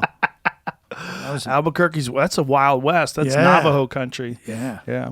Tapia. Remember Johnny Tapia? Yes, I was from do. Albuquerque. That fucking big. Yes, what was the mother? Virgin Mary. Yeah, on his chest. Guadalupe. Yeah, Guadalupe. yeah, That's yeah. right. Virgin of Guadalupe on his He chest. was a great He was a warrior. bad motherfucker. He was. Yeah, He died. That was awesome. Yeah. All right, Colin Quinn, you're the best. I appreciate you, you too, brother. Joe. Thank you so Thank much. you. As soon as Austin Comedy Club opens up, you're in. Yes. Goodbye, everybody. See ya.